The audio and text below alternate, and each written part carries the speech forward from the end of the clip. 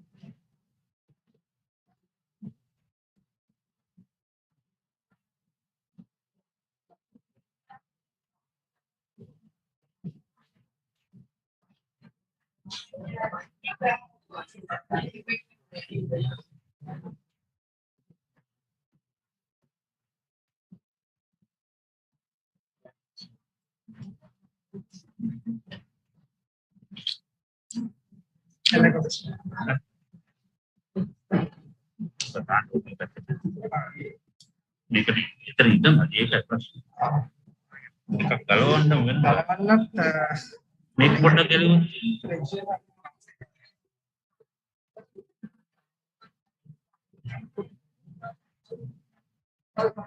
මේක මොකක්ද? Ethernet connection. ini mama akan copy කරගෙන sir. මේක ගන්න බලමු. බැරි වෙයි. කැඩුනොත් එහෙම මේක. copy කරගෙන sir. ගත්තා.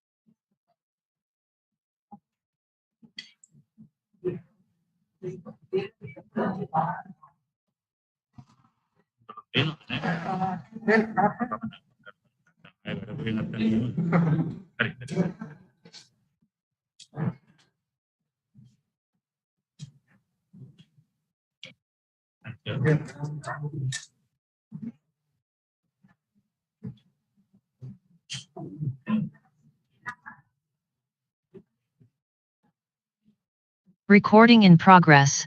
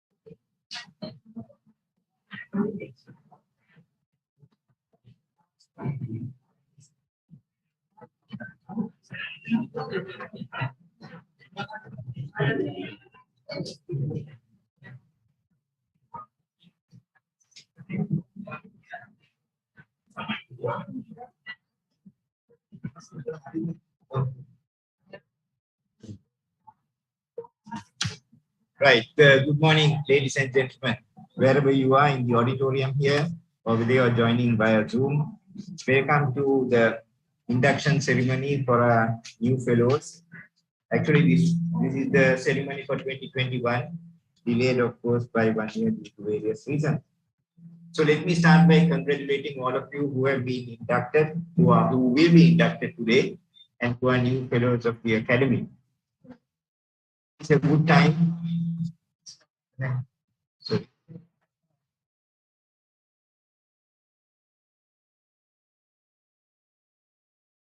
You want me to remove? Okay. It is a good time as any to read the rules of the association, the objects of the association. So let me just read. To establish and maintain standards of scientific endeavor and achievement in the sciences in Sri Lanka, and to recognize outstanding contributions to the advancement of science. To promote, advance, declare, and disseminate scientific knowledge. To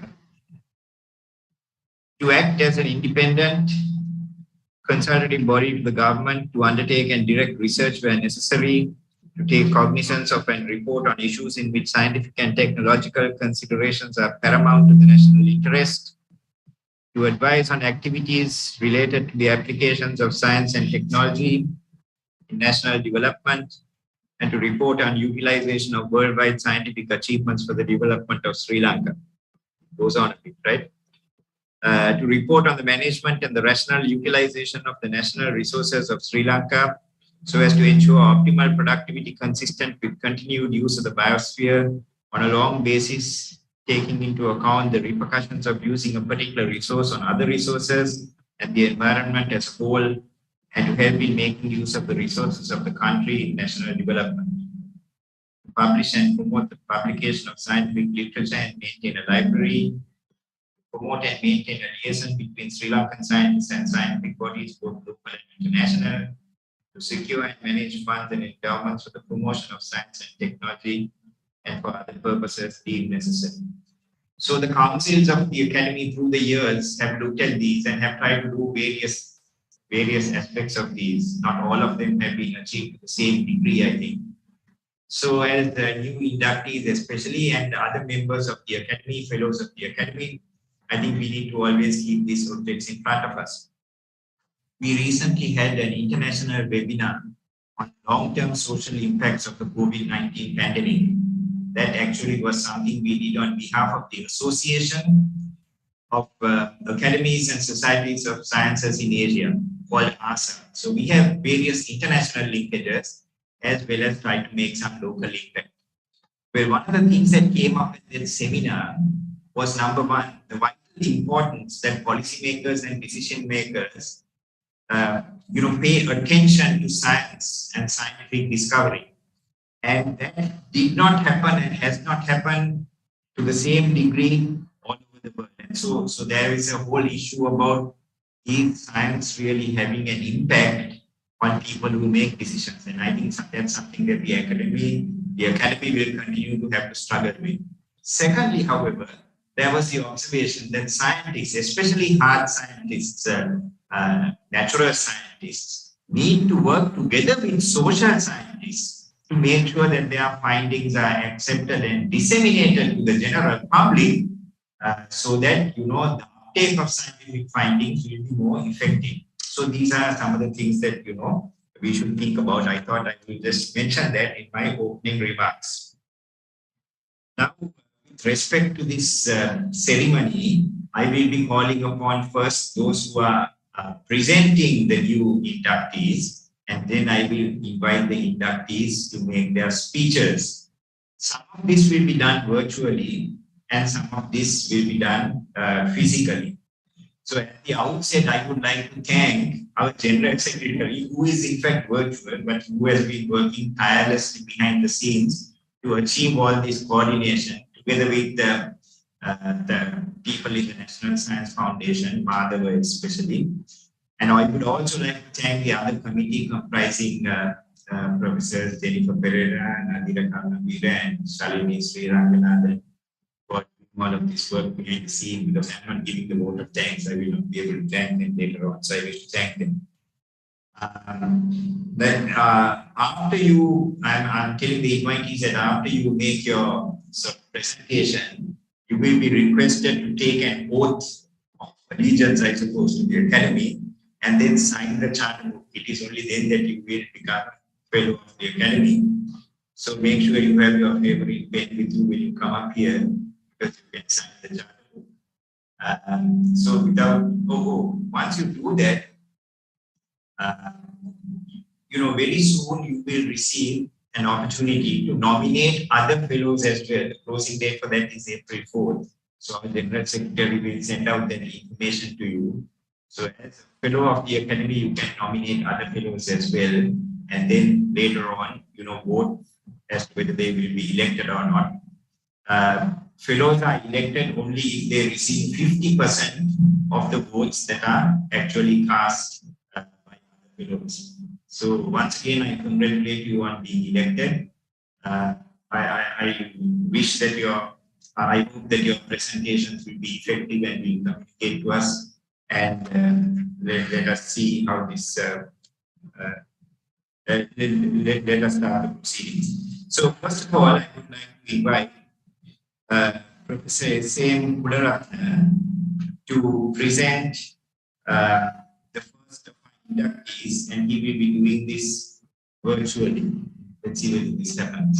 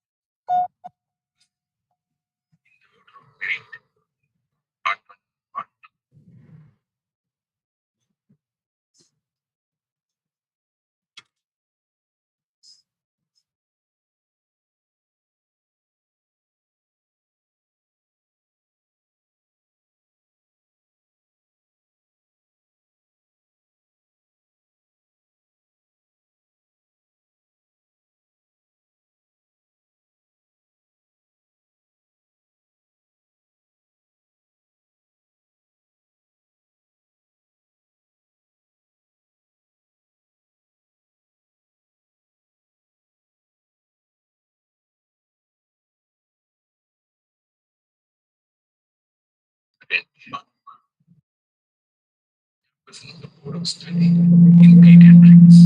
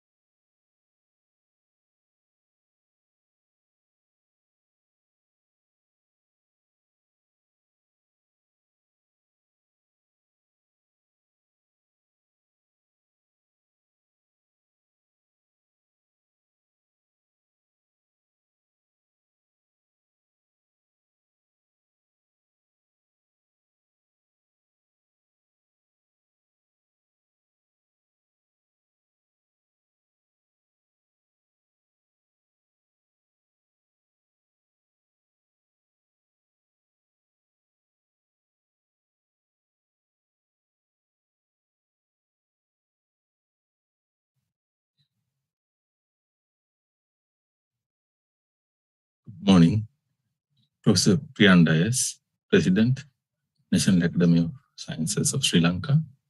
Ladies and gentlemen, it gives me great pleasure to read the citation of Professor Asiri Abhigunawardena at this induction ceremony of new fellows. Professor Asiri Abhigunawardena received his primary education at Trinity College, Kandy, representing the school in athletics and rugby football. He graduated from the University of Peradeniya, winning the Sri Andrew Cadalcott Gold Medal for the greatest competence at the final MBBS examination. He was the first in the order of merit in both Part 1 and Part 2 MD pediatric examination and was the recipient of the gold medal for best performances at the DCH examination. He obtained the MRCP in 1998, MRCP-CH in 2000, and was elected as a Fellow of the Royal College of Pediatricians and Child Health in 2006. He was promoted as a full professor in 2007, chair professor in 2015, and senior professor in 2015. He was also the Dean of the Faculty of Medicine, University of Peradeniya, from 2018 to 2021. He was the chairperson of the Board of Study in Pediatrics from 2015 to 18, and the president of the Sri Lanka College of Pediatricians in 2017 and 18. In 2018, he received Outstanding Asian Pediatrician Awards from the Asian Pacific Pediatric Association. He was instrumental in developing dedicated pediatric nephrology services, including first pediatric transplant program in Sri Lanka at Peradeniya Hospital in 2004. He was the recipient of the prize for conducting the best World Kidney Day program in 2016, awarded by International Pediatric Nephrology Association, which was held in Ginnoruwa, Province, Sri Lanka. He has over 50 full text publications in high impact impact factor journals and over 100 conference presentations, both nationally and internationally. He has received the Best Presentation Awards from Society of Medicine, Sri Lanka, Sri Lanka College of Pediatricians, British Renal Association, European Society of Pediatric Nephrology, and International Pediatric Nephrology Association.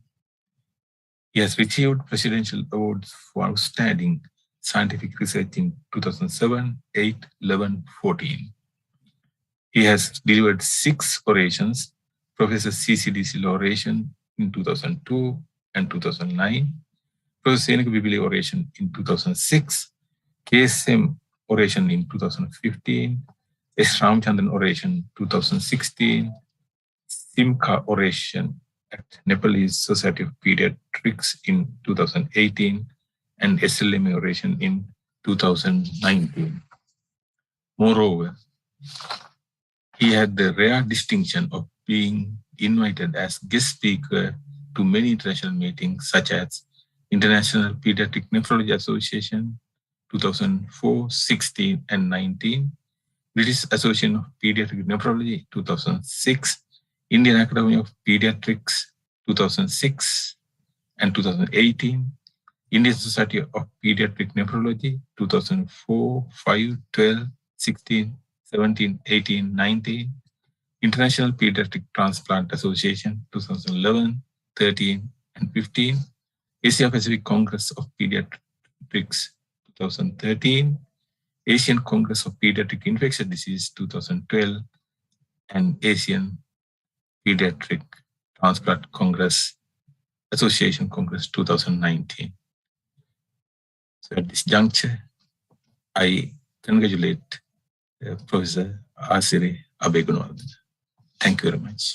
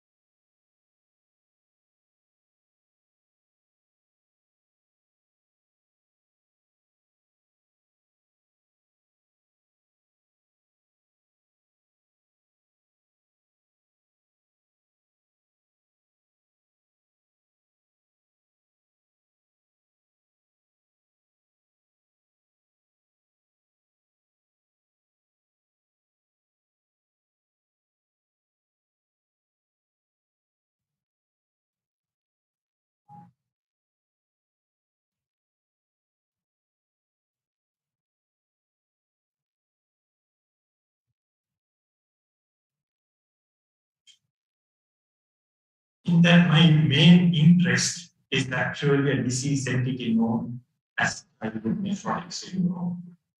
So I'm not going to kill your morning talking about a rare disease and give you all the nitty-gritties of the research I have done.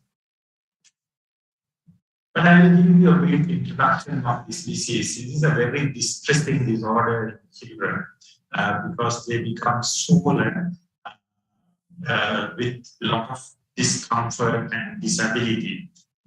In the ancient times, this was called dropsy.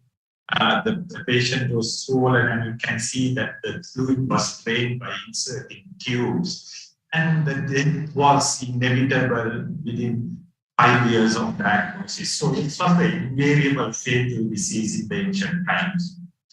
But however, in 1956, one of the Scotland described that steroids is an effective therapy for this disease, and this completely revolutionized the treatment aspect and the outcome of the disease, and it became a treatable condition. However, the condition is characterized by frequent relapses of the disease, requiring more and more steroids. And the ones who are steroid resistant and the ones who are frequently relapsing actually will need cytotoxic therapy with its side effects.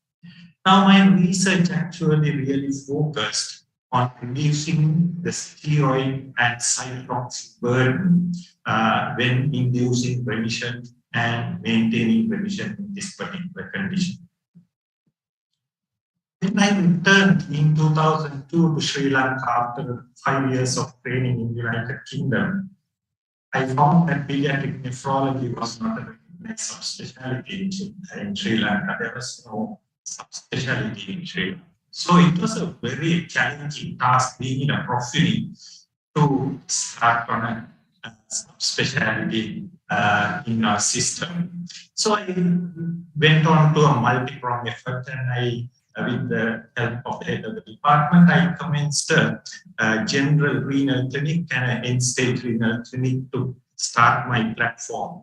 And when I started, I had about 5-10 patients, which I used to see by myself for all the patients. And in 5 years' time, I have more than 75 to 100 patients coming into my clinic. So therefore, you can see, I used to sit on a big table and all my doctors were seeing, and I used to give the input to each and every patient, so that I kept all the patients with me, and the patients were coming from all over the country because of that service. And we had a 24-hour inpatient care service where anybody can walk in just simply to the ward. We would ask questions from them. And we started the dialysis and transplant program. And I worked hard to get the subspecialty recognition for this subspecialty. And I thought the research is the way forward if I am to gain recognition to Sri Lanka in pediatric nephrology, and started commencing research activities. We went on to do the first pediatric renal transplant in year 2004, which was one of the biggest milestones, and this girl is now 18 years on with the transplant. It's a young lady now and doing very well. So these are the milestones that I have achieved. We commenced our first pediatric dialysis program in peritoneal dialysis in 2002. So the patients who were invariably dying with chronic kidney disease started surviving, and the transplant program went on 2 years later, and we started this program afterwards. And the training in pediatric nephrology was started in 2006. And I was the course coordinator for more than 10 years in that subspecialty. It started fully fledged hemodialysis in 2013, and a dedicated transplant and dialysis unit was commissioned very recently with a new building in 2021. So you can see we went on to get the 25th transplant by 2006, and 50th in 2011, and 100th in 2017.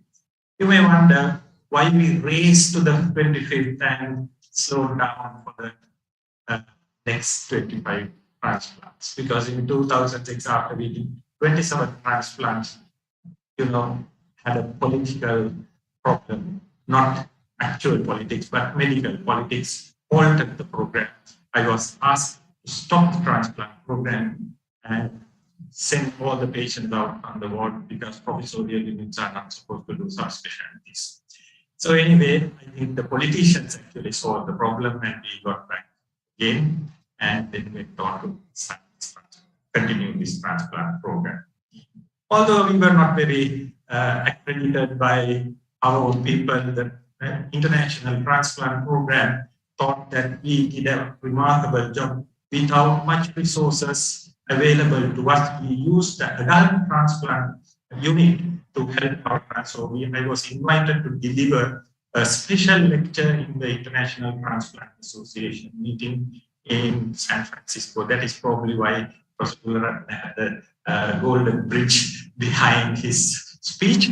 And then, of course, I was very lucky to receive the Best Communication Award, Oral Communication Award at the International Transplant Association. So this gave the international community that we are doing a lot of good work. And they were actually very surprised by the numbers that we had. And our unit was considered one of the biggest pediatric nephrology unit in terms of numbers and became a very good platform for the international multi-center studies. So these are the collaborators that we are working with: Duke School of Medicine in California, Institute of London, United Kingdom, Royal Free Hospital, Birmingham Children's, Royal Manchester, Royal Bristol Royal Infirmary, and All India Institute of Medical Sciences in New Delhi. So we have a very good set of international collaborators. So if you look at the research impact, few research studies that I did, increasing the dose of steroids during viral infections to reduce the risk of relapse. Two randomized controlled placebo-controlled trials actually has been recognized to change practice in treating childhood nephrotic syndrome because the Cochrane review has included these two studies, and we have now changed the way we handle these patients during infections. And also the re-emergence of levamisole and helmintic drug, which actually had a very promising start, but died after some time because it was used at the wrong place, and the European countries even discontinued the use. But we used it because we did not have many drugs available to us, and now levamisole is again recognized as an important drug. And several studies that were in our center has been included in the Cochrane review. Then, of course, we did identify some histological markers to predict the cytotoxic response, which will reduce the cytotoxic burden if you know that they are not going to respond. And also, we identified some specific genes, especially with our international collaborators, to predict which one will respond to specific cytotoxic therapies. So with that, ladies and gentlemen, President Sir, I had a difficult journey in this being pediatric nephrology in Sri Lanka, but finally I am seeing flowers today, being in a very beautiful university of Peradeniya. Thank you very much, ladies and gentlemen.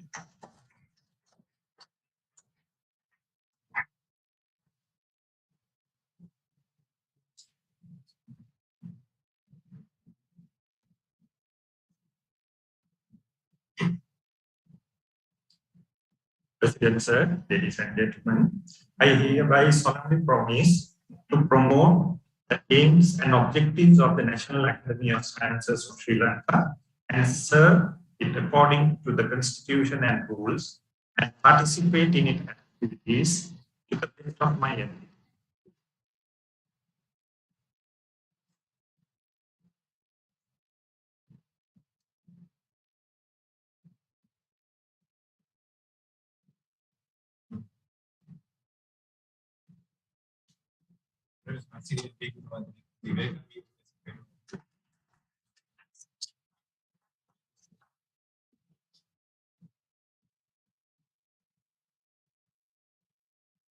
I next call upon Professor Bushira Kumar to present our next inductee.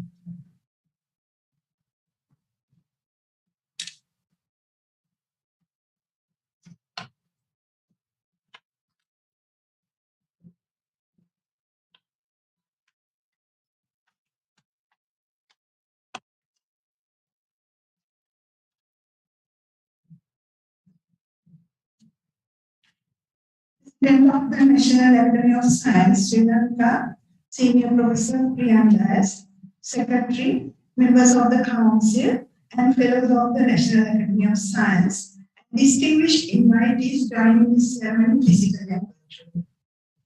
I'm honored to stand in front of this gathering of senior scientists to perform a very pleasant and important task. That is, the introduction of an eminent female scientist of Lanka, Senior Professor Lanka, to be inducted as a Fellow of the National Academy of Science. Professor Lanka had a primary and secondary education from Girls' High School in Kandy, and she obtained a BSc Special Degree in Chemistry in the second class upper division from University of Peradeniya in 1992, and obtained an MPhil in Biochemistry from University of Sridharpur in 1999. A PhD in Food Chemistry and Applied Nutrition from Lund University, Sweden in 2005. Currently, she is serving as Senior Professor in Biochemistry in the Faculty of Medicine at University of Sridharpur. She is an accomplished researcher and has authored more than 250 publications, which include more than 75 publications in both international and local peer-reviewed journals, and over 200 other research communications. She has also contributed to several book chapters and textbooks. She is a recipient of over 40 prestigious awards, which include Dr. C.A. Silva Gold Medal in 2013, Professor M.U.S. Sultan Dawa Award for Research in Chemistry in 2008 and 2015, Sonita Woman of Achievement Award in Science and Technology in 2014, Dr. Henry Rajaratnam Award in 2016, NASDAQ Award for Excellence in Scientific Research in 2009, Presidential Awards in 1999, 2003, 2006, 2007, 2009, 2011, and 2014. Merit Awards for Scientific Publications in 2012, 2013, 2015, and 2016. And also she won the Sridharpur University Vice Chancellor's Award in 2016. She also received several competitive fellowships awarded by international and local agencies. She also delivered the Professor Stanley Vijay Sundar oration in 2019, which was cited in Marquis Who is Who in the World 2014 and 2015, and Who is Who in Science and Engineering in 2016 and 2017. She has been an excellent teacher in biochemistry and food and nutrition at undergraduate and postgraduate level for more than 2.5 decades in several state and non-state higher educational institutes, and has supervised 6 PhDs, 8 MPhils, and 6 MSc students, and have trained numerous undergraduate and graduates on research methods. She could obtain major laboratory equipment for research through more than 25 competitive grants from foreign and local agencies, which includes NSF, NRC, and university grants from Sri Lanka, and IPICS and IFS grants from Sweden and from WHO and India Sri Lanka Foundation, for which she served as a principal investigator. She also served as the project leader from 2007 to 2009 and deputy leader from 2004 to 2006 for SRI 07 of IPICS of Uppsala University. Her field of biochemistry and their practical applications are too numerous to be mentioned within this given time. Most important of them are production of data on nutrient composition and glycemic responses of over 100 typical Sri Lankan foods, which are made available to nutritionists, medical practitioners, and general public via databases and publications. Collaborations with food industries and research organizations in determining the nutrient composition, glycemic indices, and toxicity of market products or novel products produced targeting various categories of individuals. And also, she was involved in labeling of glycemic index of food products. Furthermore, she contributed to development of the food-based dietary guidelines for Sri Lanka in 2012 and served in the expert panel for updating food-based dietary guidelines in 2020. Her research in clinical biochemistry led to identification of some unstudied new biomarkers in Sri Lankan cardiovascular diseases and breast cancer patients. She is serving as an expert on borderline products committee in the National Medicines Regulatory Authority in Sri Lanka. In recognition of her contributions to field of science, especially chemistry in Sri Lanka, actually she has been positioned in, was holding several positions in Institute of Chemistry, College of Chemical Sciences, and Sri Lanka Association for the Advancement of Science. She served as the president of the Institute of Chemistry Synod in 2020 to 2021, and leader of the College of Chemical Sciences from 2019 to 2020. At Sri Lanka Association for Advancement of Science, where I had a chance to closely associate with her, she served as the president of Section A for Medical Sciences in 2012. She also served as the chairperson of several committees such as General Research Committee in 2017, Works Committee in 2019, Science Education Committee in 2018, and served as the assistant editor from 2013 to 2016. She also served as the national representative for the Division 7 in Chemistry and Human Health of UPAC from 2018 to 2019 and has delivered over 10 invited lectures locally and internationally. I am honored to present Senior Professor Lanka Ekanayake to this August gathering of scientists today to be inducted as a Fellow of the Academy of Science Sri Lanka. I congratulate her and I wish her every best in her future endeavors. Thank you.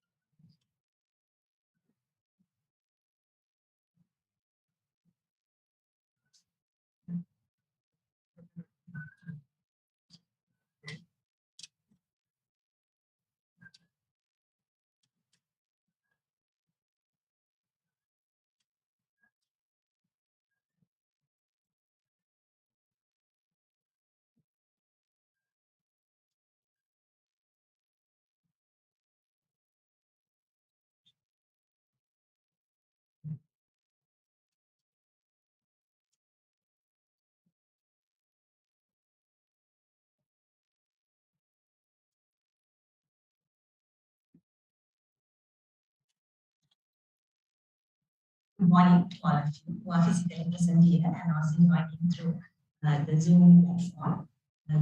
Presenting on President of the National Academy of Science, General Secretary Professor Naman Vyanda joining us through Zoom. and members of the council and fellow members of the National Academy of Science and the new inductees and all distinguished invitees. First, let me take this opportunity to thank Professor Ruchira Kumar for her extensive introduction of me, Madam, and then also both her and General President Nama Priyanta for initiating the process for me to be standing here today, and also all the fellow members who made it possible for me to be standing in front of you today. Briefly, I think all this has been already said. I started my academic qualifications at University of Pennsylvania, BSc Chemical Sciences, then MPhil in biochemistry from University of Sri Java, then PhD in applied nutrition and food chemistry from Lund University in Sweden, where I saw many things related which I tried to do once I came back to Sri Lanka. Briefly about my academic career, I started as an assistant lecturer at University of Sri Java immediately after graduating in 1992. Then I joined University of California for a short spell. From there in 1992, the same year. Then I moved to University of Sri Java in 1994 and have been serving there since then. Briefly about my major contributions to science and science leadership. I consider teaching as part of contribution to science. So very briefly about my teaching activities. As an academic attached to the University of Sri Java, I have had the opportunity to be in the medical faculty. And in the medical faculty, I had the opportunity to teach many degree programs because we at one time were conducting many allied health sciences programs. In addition to that, I had the opportunity to teach in the Faculty of Applied Sciences of the same university for different programs, some of which I still do to this day. As an external lecturer, I have been fortunate to teach in many degree programs, maybe because of my diverse academic qualifications, chemistry, biochemistry, as in MBBS degree programs, as well as in other degree programs in many other universities. Research contribution. My research actually happens in 3 areas. Basically, food research is what I'm mostly involved in, and then I do a little bit of clinical biochemistry, and also because of my chemistry background, I do some natural products and bioactivity studies as well. So my presentation is going to be a little bit different from Professor Asifi's one. What I did was I took the various contributions I made under different categories. So in capacity building, as mentioned, I have been able to train about 6 PhDs and MPhil, say 8 MPhil students. And I'm happy to say 11 of them are actually academics all over the country now. And also I have been able to contribute as a researcher for research development by reviewing many research proposals from various institutions, as well as thesis and dissertations. On the front of dissemination, the work has been disseminated using peer-reviewed publications, book chapters, and communications, as can be seen here. Some of, I think about over 25 of them are in Science Citation Index or SIPE journals. Continuing with dissemination, I have also contributed for manuscript review of many local and international journals, which had been an interesting way of improving my knowledge as well. In addition, help to organize, being in different capacities in organizing different international conferences or during my academic career, and also being part of annual sessions of scientific organizations in Sri Lanka. In addition to that, I'm an editorial board member of the International Journal of Fermented Food and 2 national journals which are produced by our own university. In addition to that, since I have been involved with SLAS and various other institutions, I have been able to organize workshops, many workshops related to research and science knowledge dissemination, and also be part of resourcing many of these seminars and workshops. Also delivered some invited lectures related to research and research development. These are a few of the slides where I have had these opportunities. Then moving on from dissemination to my industry collaboration, this is basically related to the food research work that I do. I have been able to do some glycemic index studies, which have led to labeling some of the products which are available in the market today. So you may be able to see low GI labeling of some of these products, which are due to the work that we have carried in our university.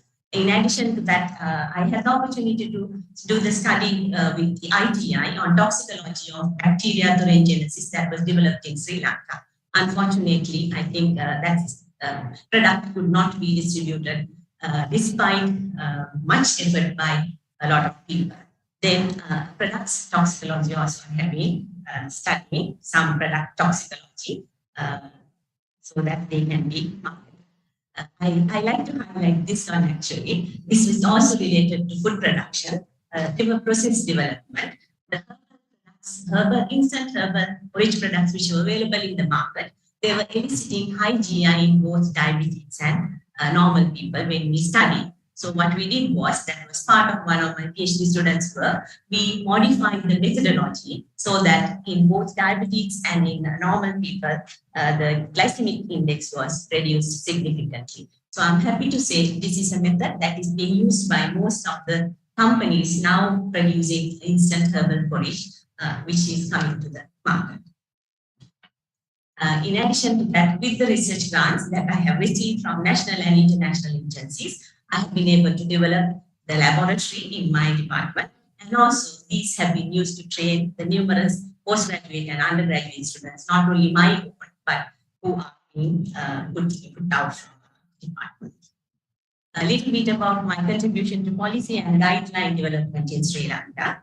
I was part of a project that WHO planned to introduce guidelines on trans fat content in Sri Lankan foods. So this was a collaborative project with the University of Peradeniya, where we studied the foods in 6 different of Sri Lanka, various foods, which are supposed to contain trans fat. And then we have given the data for WHO to go forward with introducing guidelines to be established in Sri Lanka.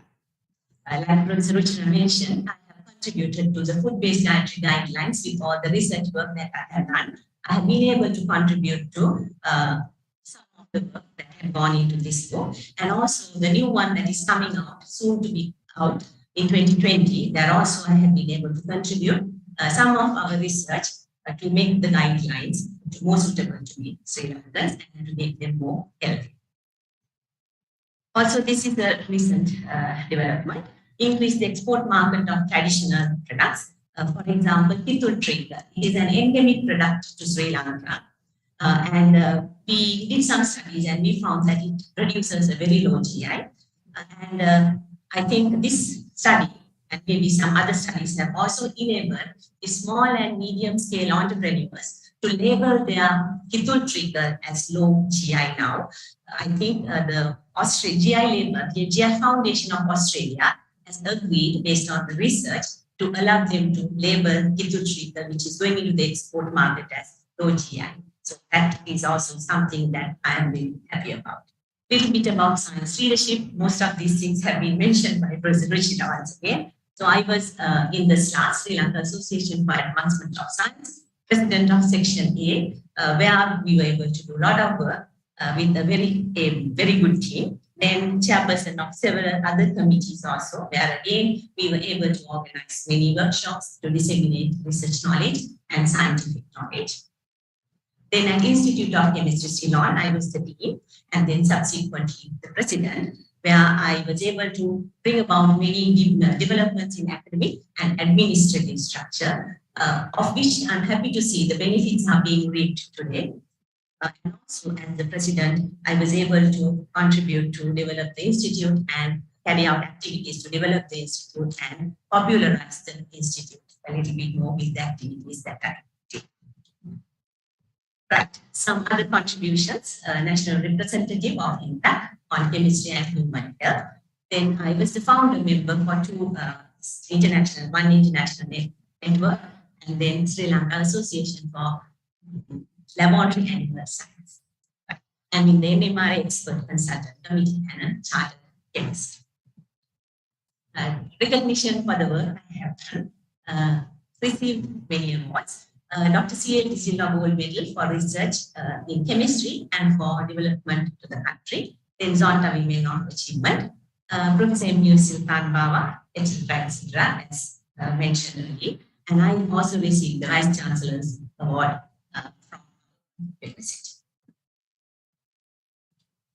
Fellow of Institute of Chemistry. I have been elected as a fellow and also fellow of International Union for Pure and Applied Chemistry for the contributions.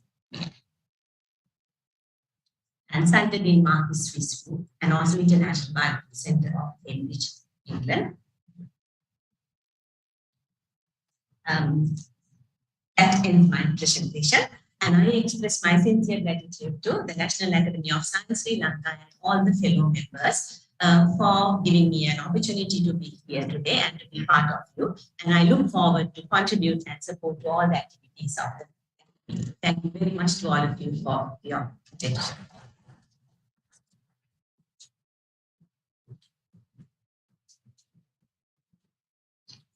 Thank you, sir.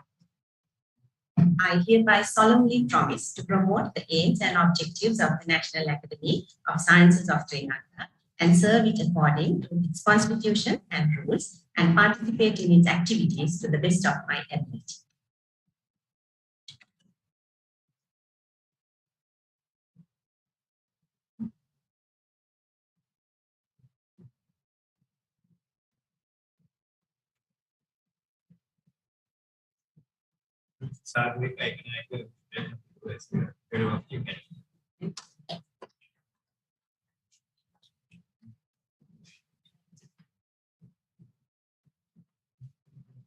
I now call upon Professor Jonathan Silva to present our next inductee.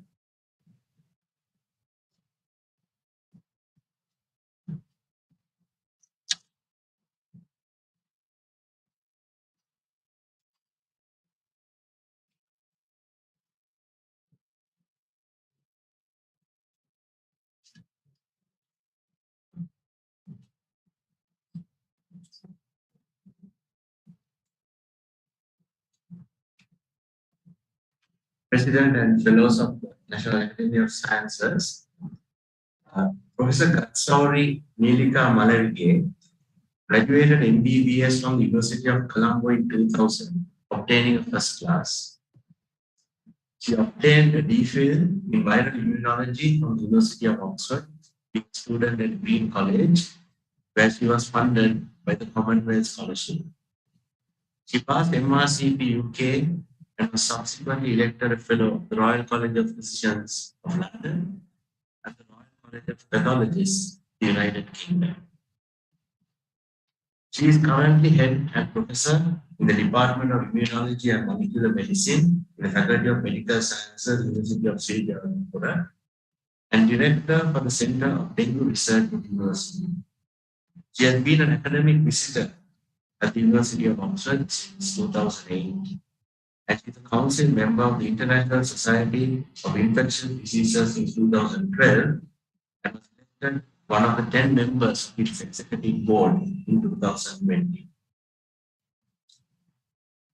Professor Malavike's main research has been on dengue, and I have the privilege of co-authoring one paper. Her work has significantly improved our understanding of the pathogenesis of this infection. Her team was responsible for identification of mediators of vascular leakage during severe dengue, a dreaded complication, and leading to 2 clinical trials with potential treatments in mind. Her work is now routinely practiced when we treat patients with severe dengue. More recently, her team has made very significant contributions for our understanding of COVID-19, including whole genomic sequencing of the virus and studying the immunopathogenesis and correlates of protection. So those are our 2 main areas for dengue and COVID-19, very relevant nationally and internationally. She is very widely published and cited. She has a Google H index of 31 She has delivered several orations and has received presidential awards for scientific publication every year from 2006 till 2018, the last year in which they were awarded. Professor Malivike has received the CBCD Excellence Award for Young Researchers in Health Sciences in 2008, the Outstanding Young Persons Award in 2011, the Third World Academy of Scientists Award for the Best Young Researcher in 2012, and a Sonda Woman of Achievement Award in 2014. She received the Inspirational Woman of the Year Award at the Top 50 Professional and Career Women Awards in 2020 for her work in COVID-19. Mr. President, fellows, it's a great pleasure for me to present Professor Malavike, arguably the most outstanding medical scientist in current times for the fellowship of the National Academy of Sciences.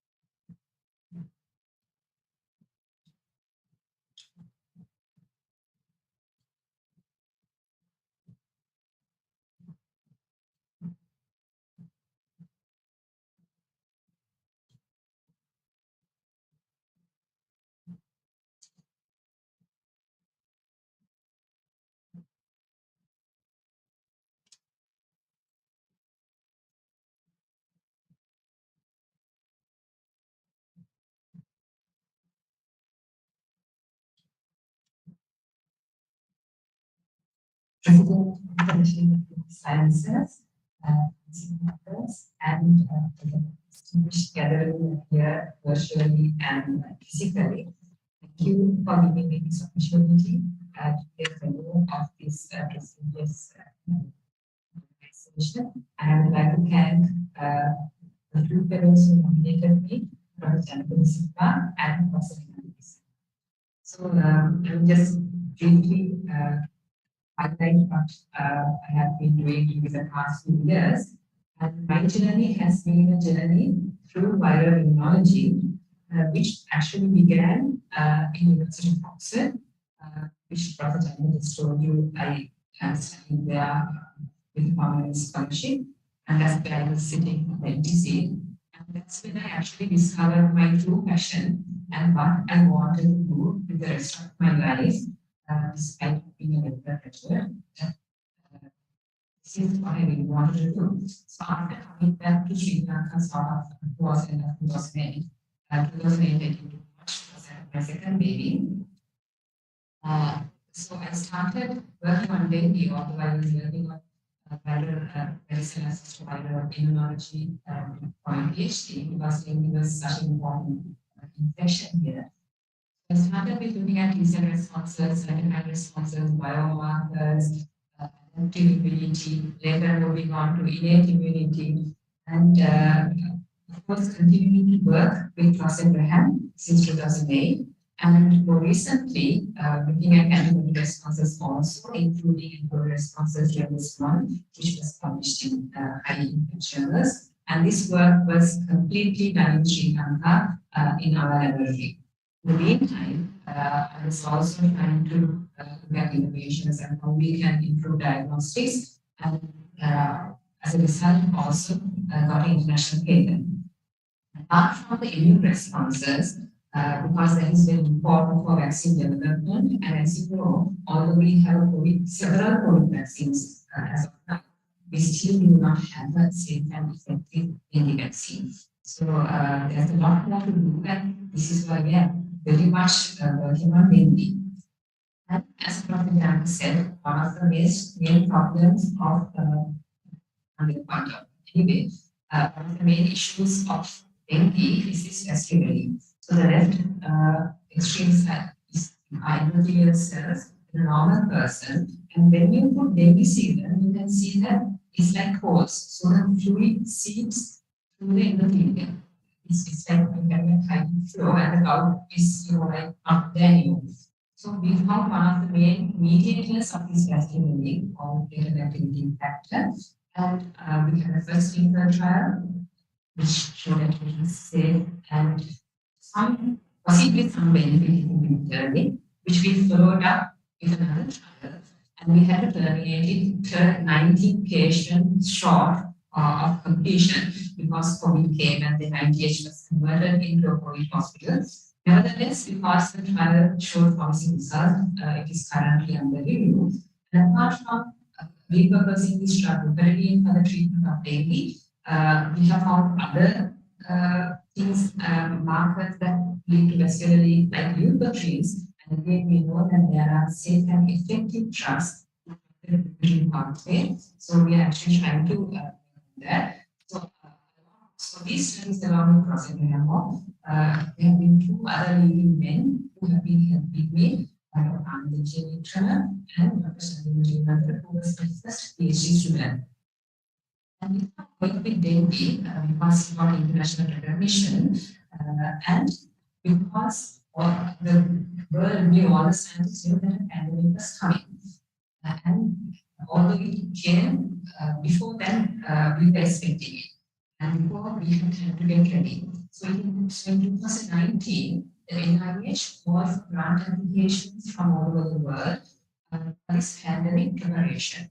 So it was, the pandemic came up in end of 2019, which was a little too early. But nevertheless, based on this, 10 centers were established around the world for pandemic preparedness, focusing on different infections. And you can see the locations of these 10 centers. And one of these centers is called A2 CARES. So A2 CARES stands for Asian and American Surveillance Research. Because that is what we were doing. We were working on dengue, but we have also worked at work on immune responses to GE and also Western virus.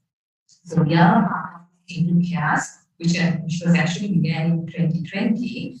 And so these are the centers associated with A2 CARES and for Sri Lanka, for our unit alone, we got 1.5 million USD as a part of this plan. And so there are in the A2 CARES, there are US centers, Latin American centers, which are in Peru and Peru, and we are on the Asian center, and this study is ongoing. Of course, because of these, the work on dengue we were doing, and the opportunity to was invited to different types of international conferences on infectious diseases and immunology to deliver talks of our research that we have been doing. The meantime, as everybody knows, COVID hit us temporarily, and so then we were able to sort of capitalize on our existing collaborations to very rapidly work on COVID. Professor Graham, in whom I was working, he was my PhD supervisor, and continued to work with him. We expanded our collaborations in Oxford to work with Professor Alan Townsend, who is actually a Nobel Prize nominee, and Professor Cameron, and also with Professor Lanka man with UK US. He was already collaborating for dengue. He's also called the Batman because he's been working on bat coronaviruses for a very long time. And of course, Krishnan, who was now my friends in Oxford, is professor at the University of Sheffield. So you want to ask questions as why, how do you get protected? What protects you when you get COVID? Why do only some people develop severe COVID? The same questions basically we were asking for dengue. And because we were able to sequence and nobody else could, and it was needed, we went into sequencing as well. And apart from that, people were talking about drug trials and indigenous medicine. We were also taking part, I mean, this trial is just finished, in this Ayurvedic product for treatment of COVID. And we were able to publish our COVID studies in various types of journals. looking at correlates of protection, and we have been leading in sequencing since the onset of the pandemic. And of course, all of these are deposited in open access platforms where anybody in the world can access them. So Sri Lanka has deposited 3,029 viral sequences as of 2 weeks ago, and 2,800 of those sequences are from our lab. We also contribute to this daily report. I don't know if you know that such a daily report exists, that had COVID-19 situation report of the current COVID situation in Sri Lanka, published by the instructor, which we have been contributing from the inset. And Sri Lanka is one of these rare countries which use 5 types of vaccines. No other country will that. So we had a unique opportunity of actually doing a head-to-head comparison of these different vaccines. You know all the vaccines we have here. And these were published in journals. Was even AstraZeneca, although it was widely available elsewhere, as we know, we are one of the countries which looked at in responses to AstraZeneca and the variants, and that's why it was published in these publications. So although so many developed countries were using AstraZeneca, we were able to actually put out the AstraZeneca data very early to get other paper in there. So this and so on. Apart from dengue and COVID work, I have been partly involved in research and innovation. I happen to be the Assistant Commissioner of the Sri Lanka Genetics Commission. I've been documenting younger people for research and innovation. And strangely, apart from that sort of work, I have been involved in speaking at investors' forums, which is completely to do with the financial and commercial sector. So, for some reason, health and finances and even budget planning, people invite me to talk. I have no idea why that is the case. I have been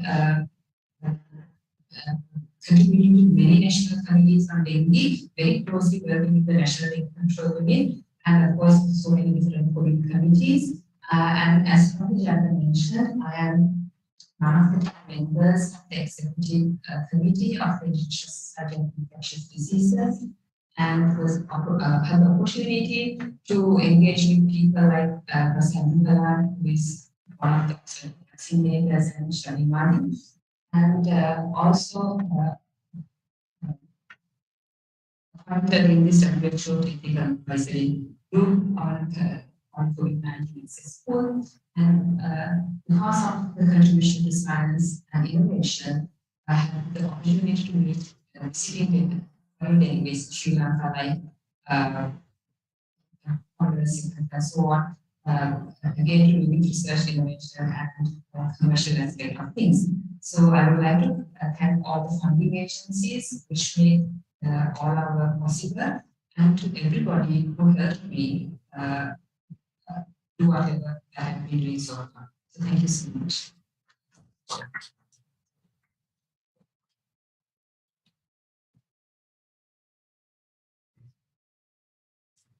I invite the promote the aims and objectives of the National Academy of Sciences of Sri Lanka and serve it according to its constitution and rules, and participate in its activities to the best of my ability.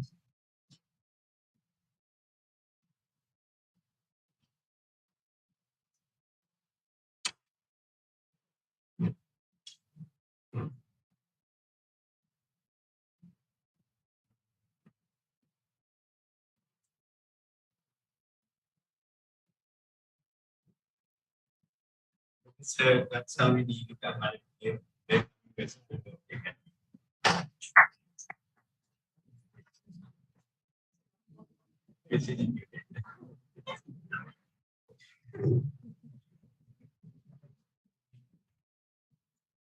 So I have called upon Dr. Mahindra, immediate past president, to present our next inductee virtually.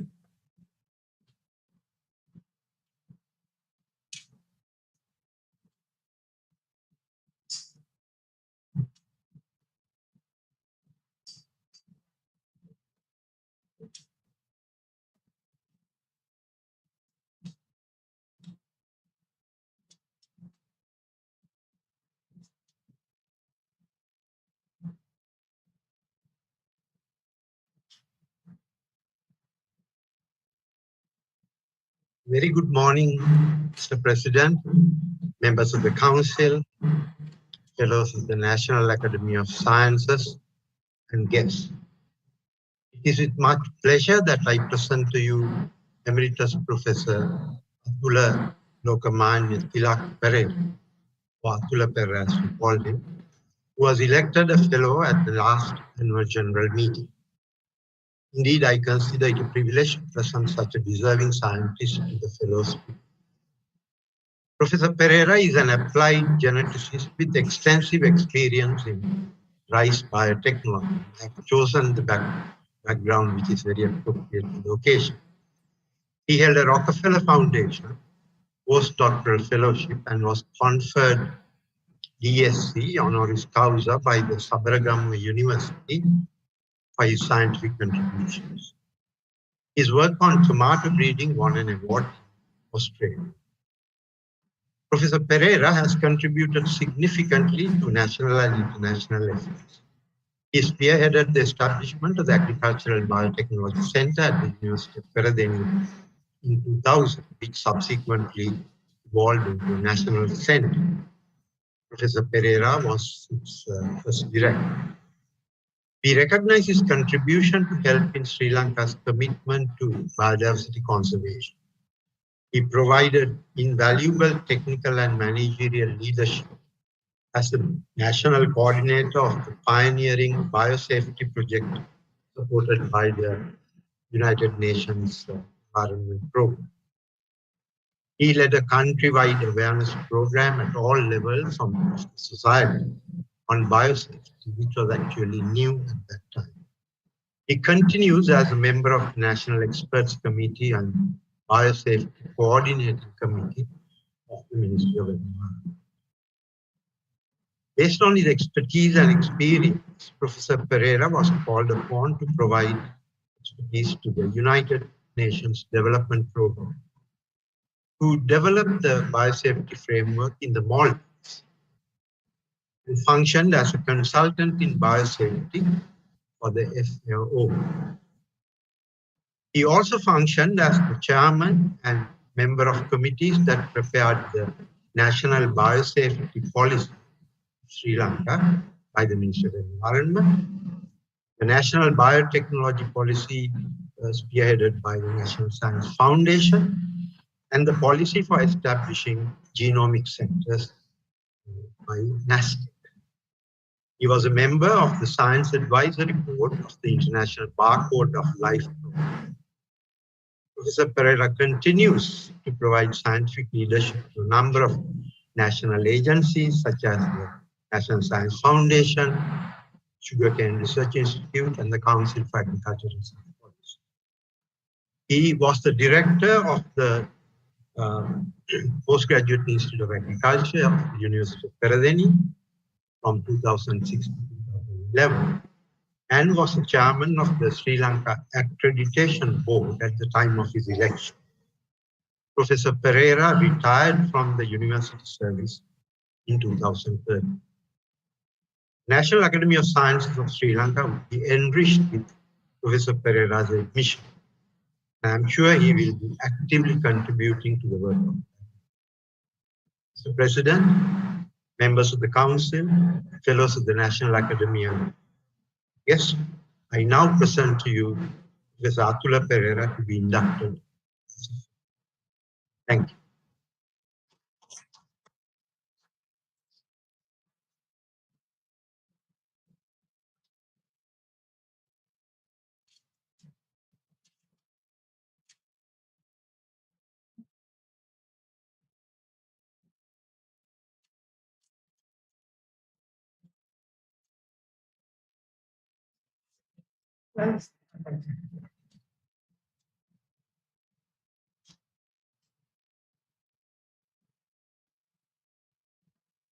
Mr. President, Sri Lanka Academy of Sciences, ladies and gentlemen, I must first thank Dr. Maindamala for that introduction, and also Dr. Maindamala and Professor Vijay Kumar for making it possible for me to join this galaxy of eminent scientists of Sri Lanka. Thank you so much.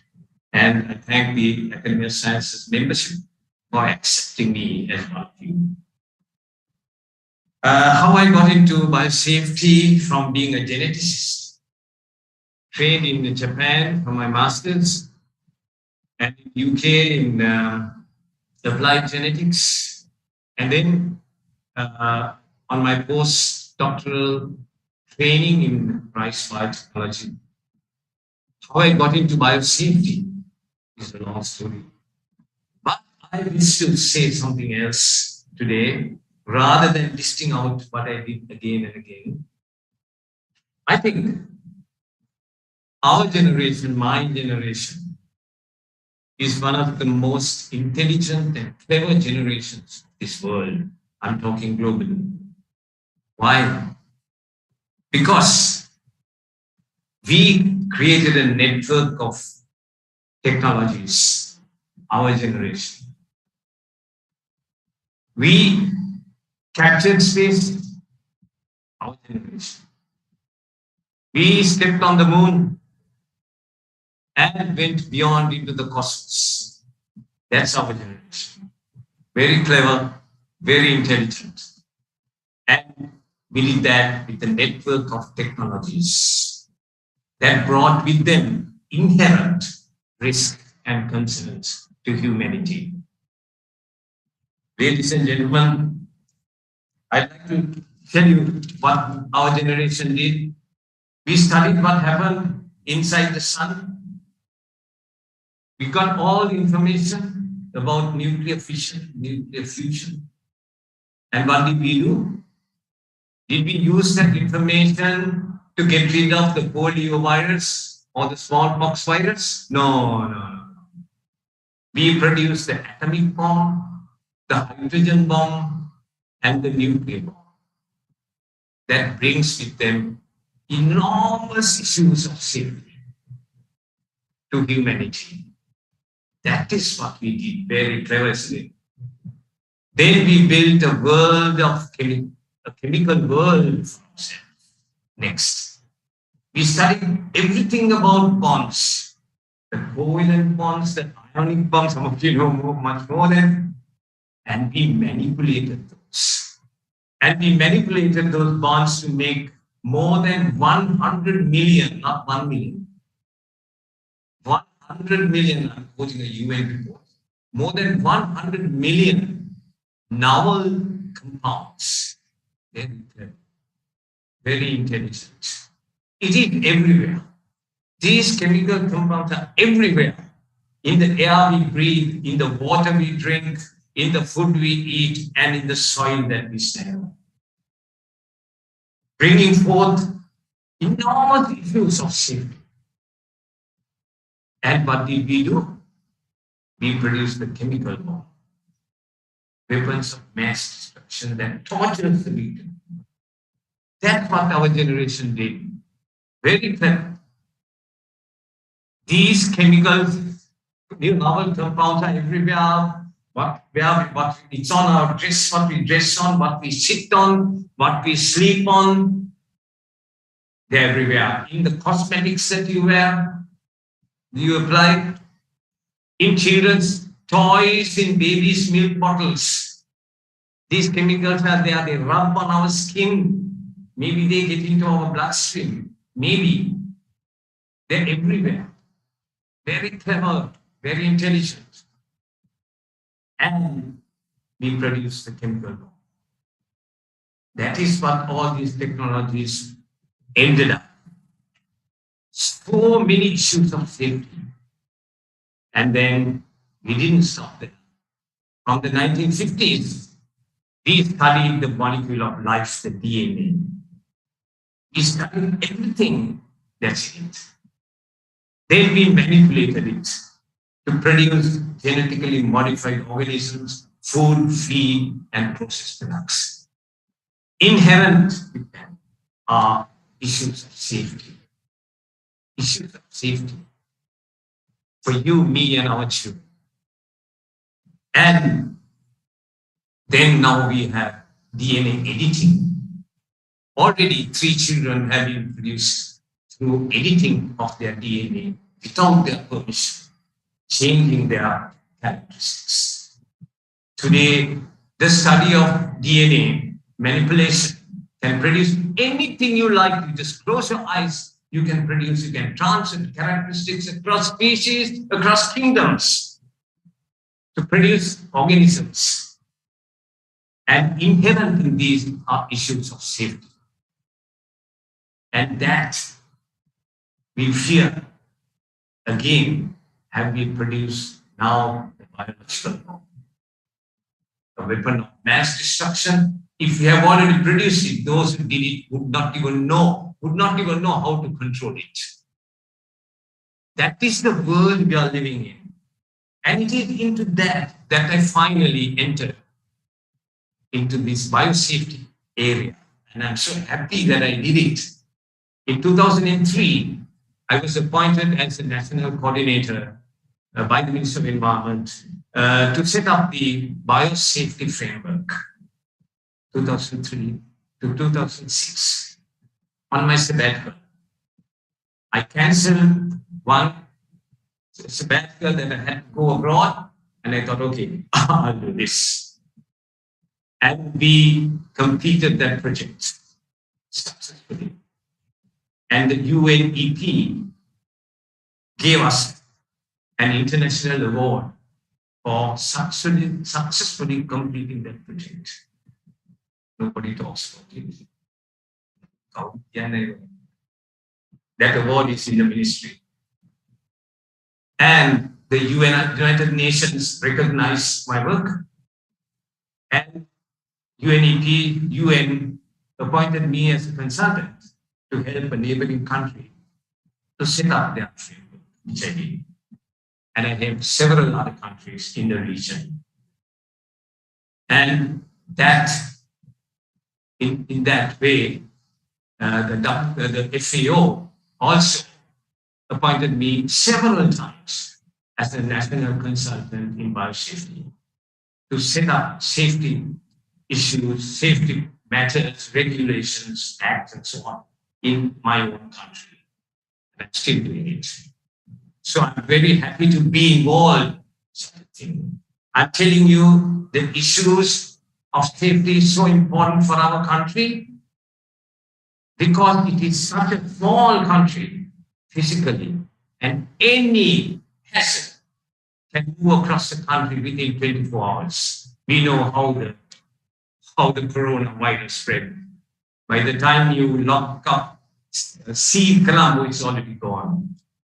Every hazard. That is why we had to be extra careful. For the sake of our children and their children, we had to create a new, safe future for them. And I'm so happy that I'm able to do that so that I will be directly involved in this work still while I am in the departure lounge of life. I'm happy to be still involved. So I thank the National Academy of Sciences for accepting me to be a fellow, and I hope that I will continue to be one of the creators of a safe future. A new future, but a safe future for our children and their children. And I'm committed to that. Thank you very much.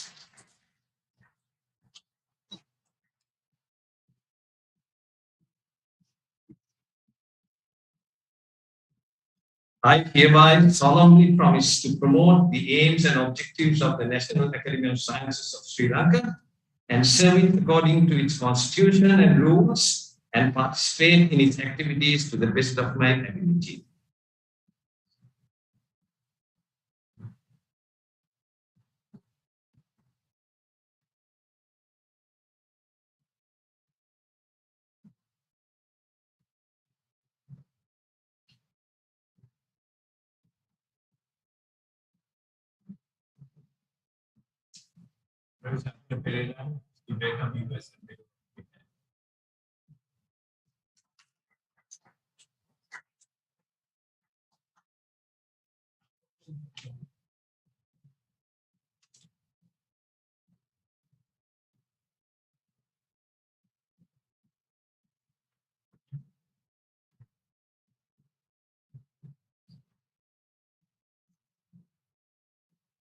I will present the next inductee.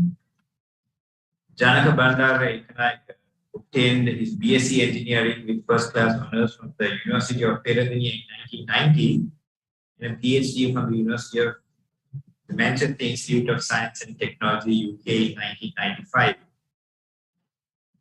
He has published over 80 referee journal papers and 100 conference papers and co-authored 7 books. He has a Google Scholar Index of 45 with 12,000 citations, the highest for engineering in Sri Lanka. He has held research grants in Sri Lanka and the UK that total 12 million Great Britain pounds. An article published by researchers from Stanford University and Elsevier BV in 2020 ranked him among the top 2% of researchers in the world, and he was second in Sri Lanka on that list.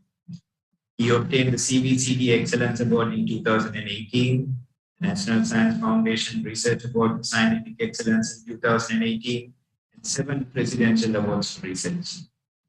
Professor Ekanayake is a fellow of IEEE in the UK, IEEE in the USA, IET UK, and of course our own Sri Lanka Institution of Engineers. He is also recognized as a IEEE Power and Energy Sector Distinguished Lecturer. He has given keynote and invited speeches at many conferences in the UK, China, and India.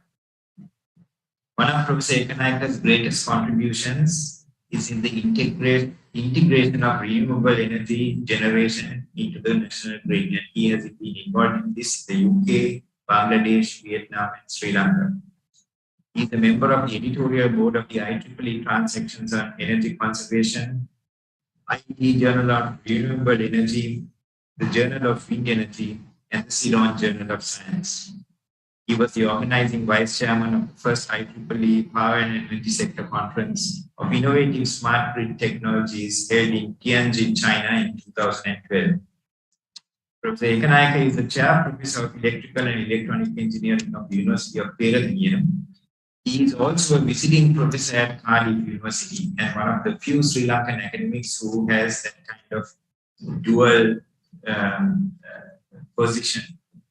And also at the University Tenaga Nasional in Malaysia. Further, he is the chairman of the Expert Committee on Renewable Energy since May 2020 and was chairman of the National Institute of Fundamental Studies in 2019. Professor Janaka Bandara Ekanayake.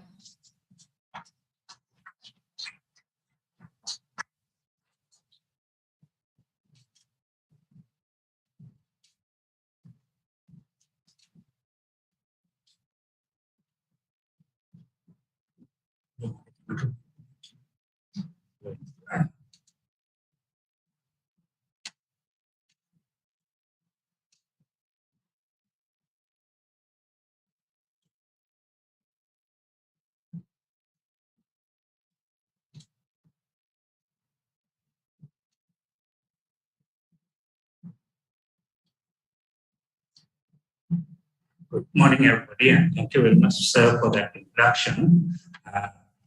President of National Academy of Science, Professor Priyan Dias, is the secretary, Professor Namal is joining virtually, the council members of National Academy of Science, the fellows of National Academy, and my colleagues and friends. First of all, let me thank for giving me this opportunity. And also, I would like to thank Professor Priyan Dias and Professor Ratman Disanayake for supporting my application, nominating me. So let me go through some of my major contributions during my career, which kind of eligible for me to be inducted today as a fellow of National Academy of Science.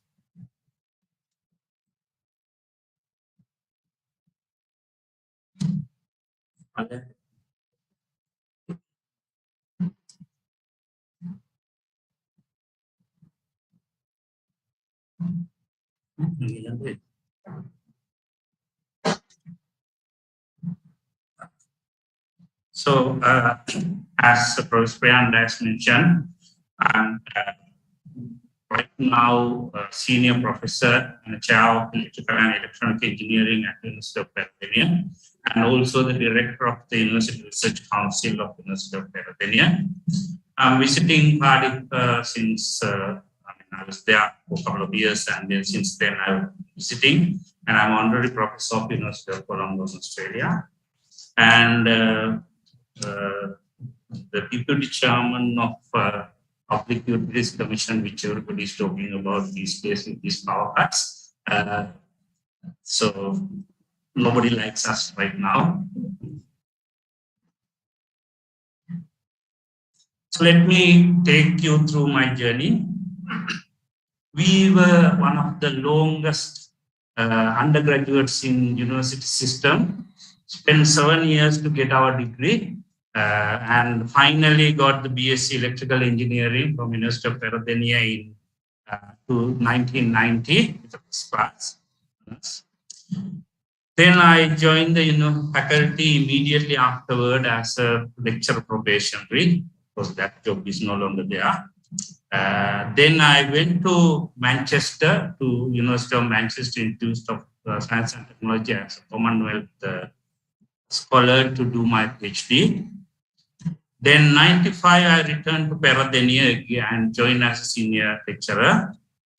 Then 2003, I was promoted as a merit professor and stayed in Pennsylvania till 2007. And then I resigned from my job and went to Cardiff, and I was there for several years as a reader. 2017, I got permanent residence in the UK, got the card, and next day I returned to Sri Lanka, and I'm here now, which enabled me to go back to the UK. That was the only intention, not to stay there.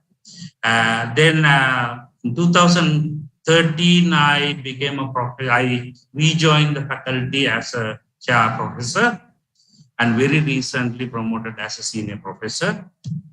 And I got the fellow of IIT, fellow of ISL, and fellow of IEEE after returning. So that's my journey roughly.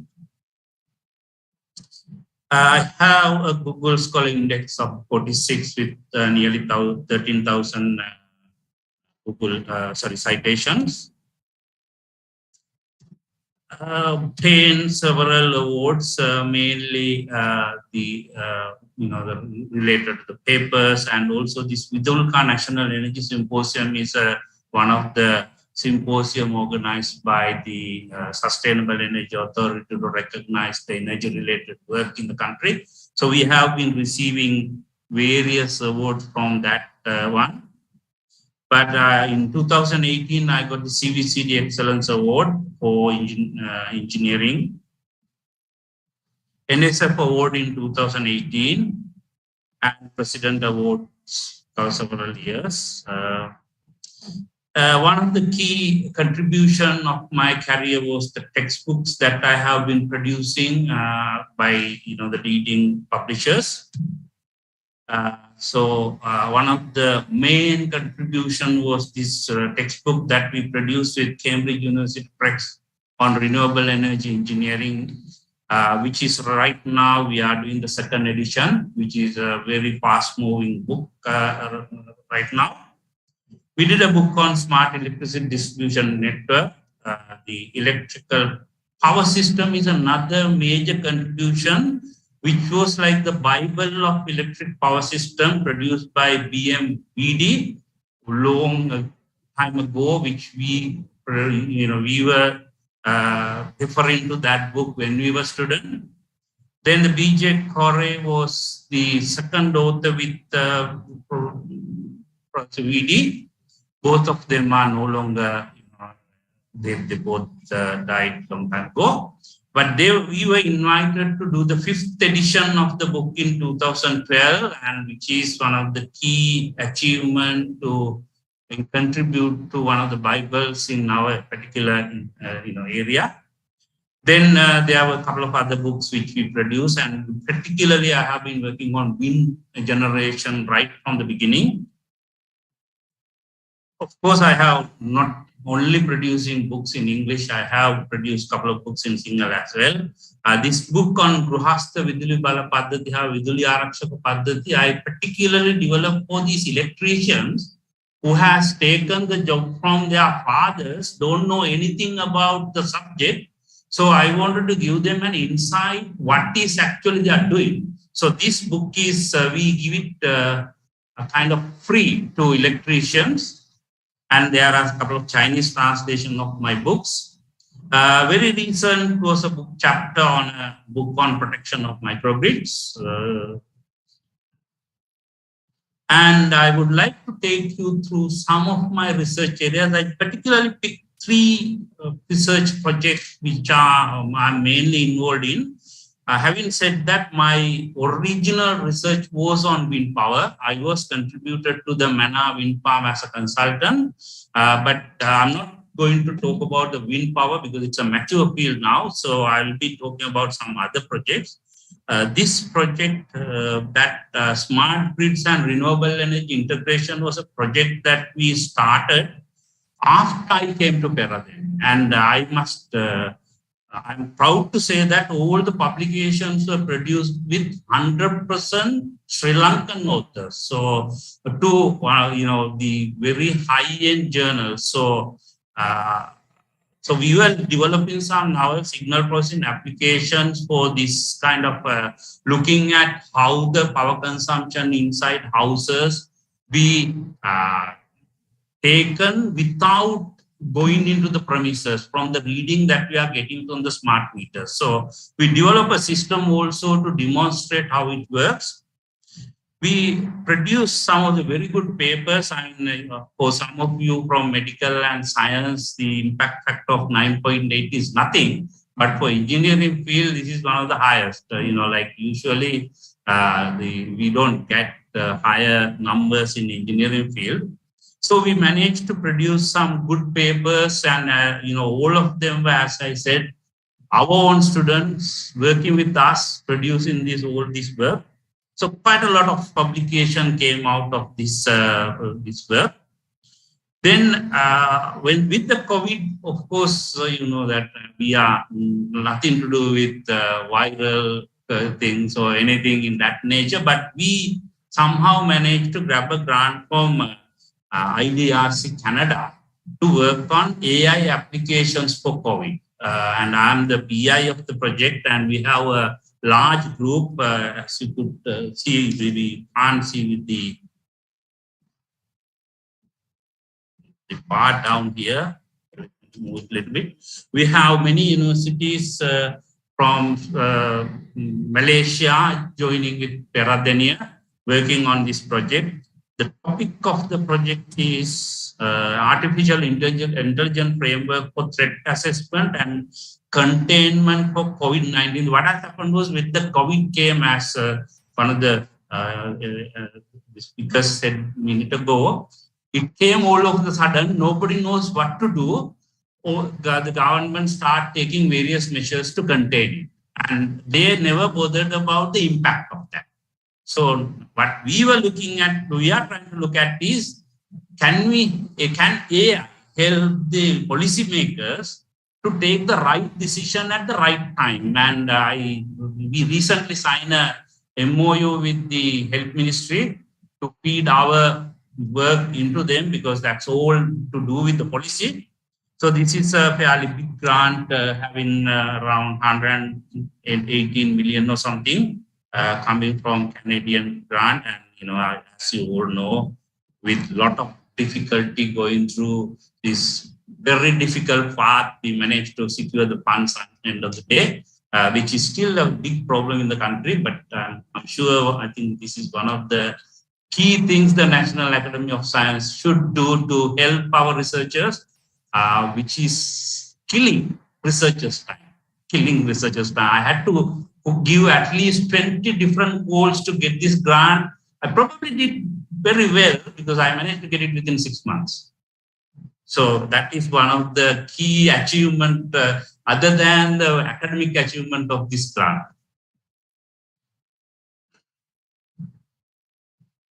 So it's all about, we did a survey 12,000 households, 12,000 individuals. We collected data, and we developed a AI emulator, and we are feeding that data into the emulator. But unfortunately, we cannot run our emulation engine with all the data because our computer is stuck.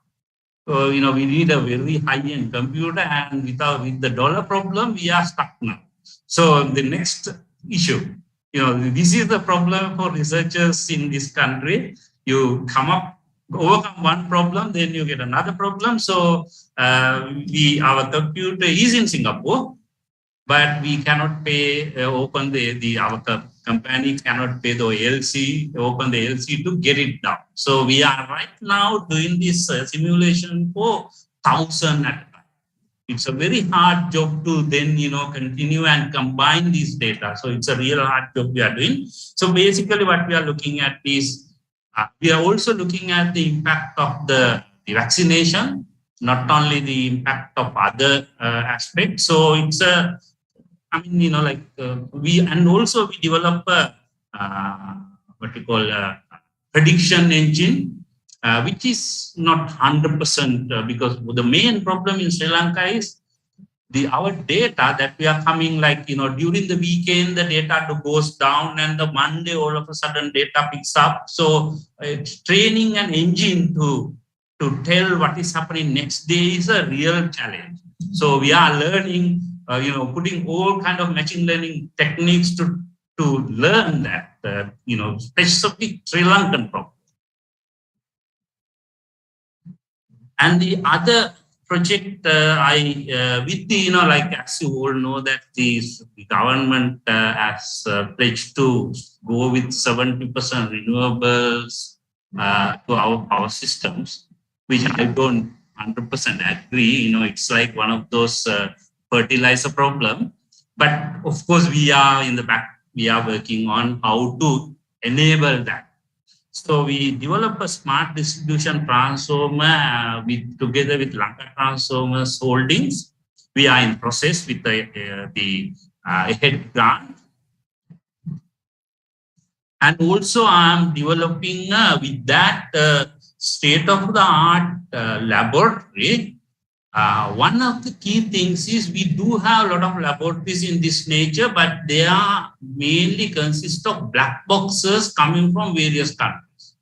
In this one, we have the hold of every single algorithm because it's our own algorithms we are developing. And right now, we have developed an inverter for the solar integration, and we are going to go into commercialization with one of the local companies so that the CEB will not only get the inverter, but also they will get the source code so they can change anything that they want. That's the whole idea. So that is, you can see that we have done quite a lot of work on that.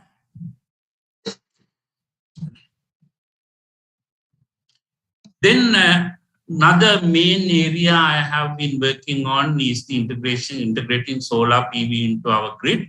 There are many different areas we were looking at because one of the problems Sri Lanka has is our limited resources, especially in certain areas in Colombo, stops people to connect the rooftop solar.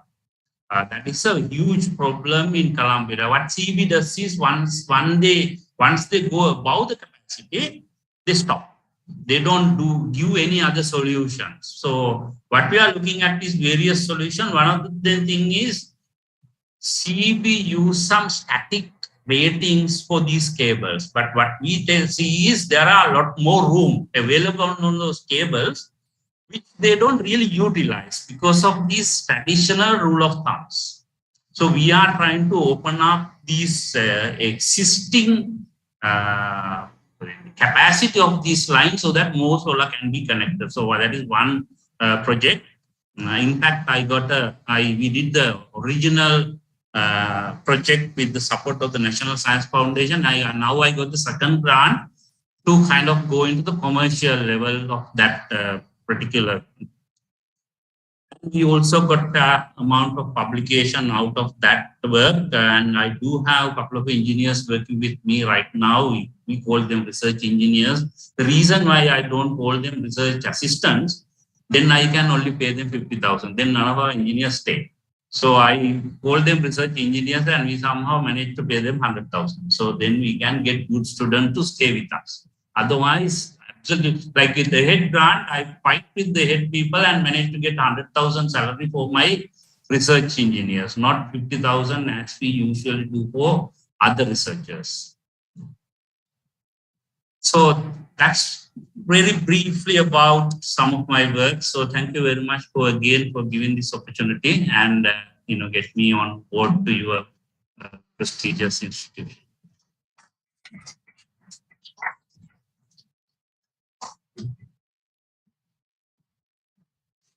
I hereby solemnly promise to promote the aims and objectives of the National Academy of Sciences of Sri Lanka and serve it according to its constitution and rules and participate in its activities to the best of my ability.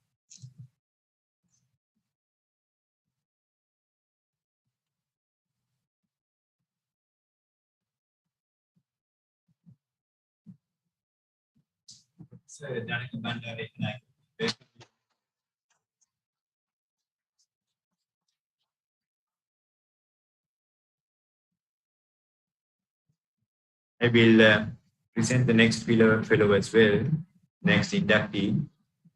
Professor Joseph Rohan Lucas obtained his BSc Engineering Honours in 1969 from the University of Peradeniya and an MSc and PhD from the University of Manchester Institute of Science and Technology, commonly called UMIST, finishing his doctorate in 1974 within just 2 years.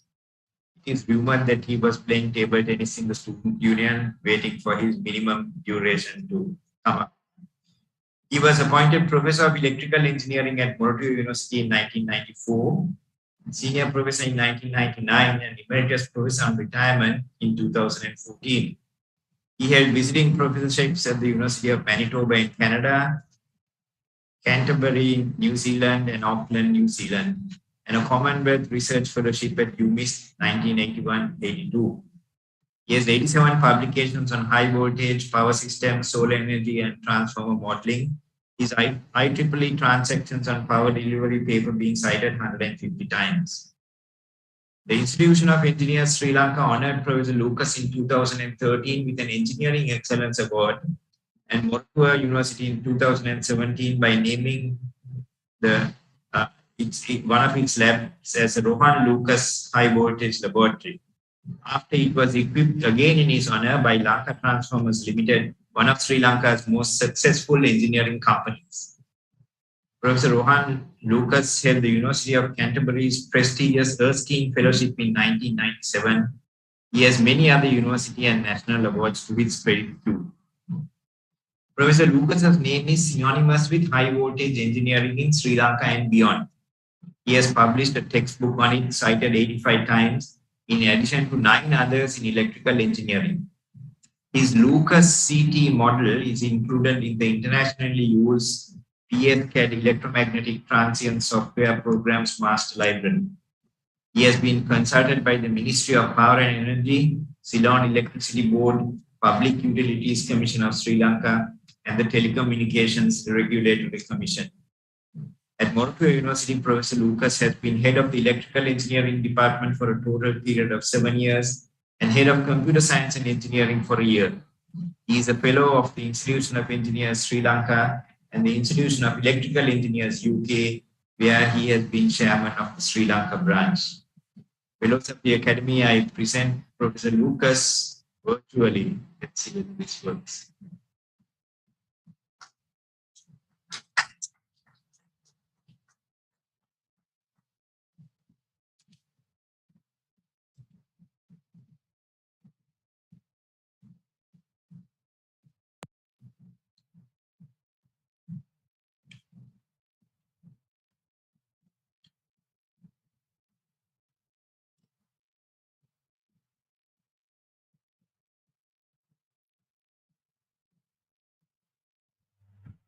Thank you, Mr. President.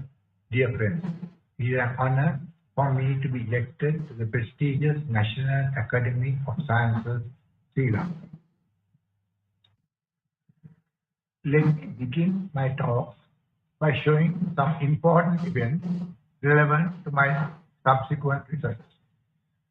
I was born in Sri Lanka in October 1947, and the first electronic digital computers had already been developed, using punch card as input and line printer and pen plotter as output.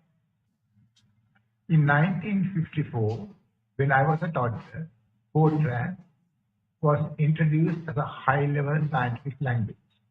My first science experiment was creating of copper sulfate crystals in February 1962, which I still have. In 1966, I was fortunate to gain direct admission to the second year of the engineering degree and undertake a detailed energy audit during my vacation training at the Steel Corporation in 1968.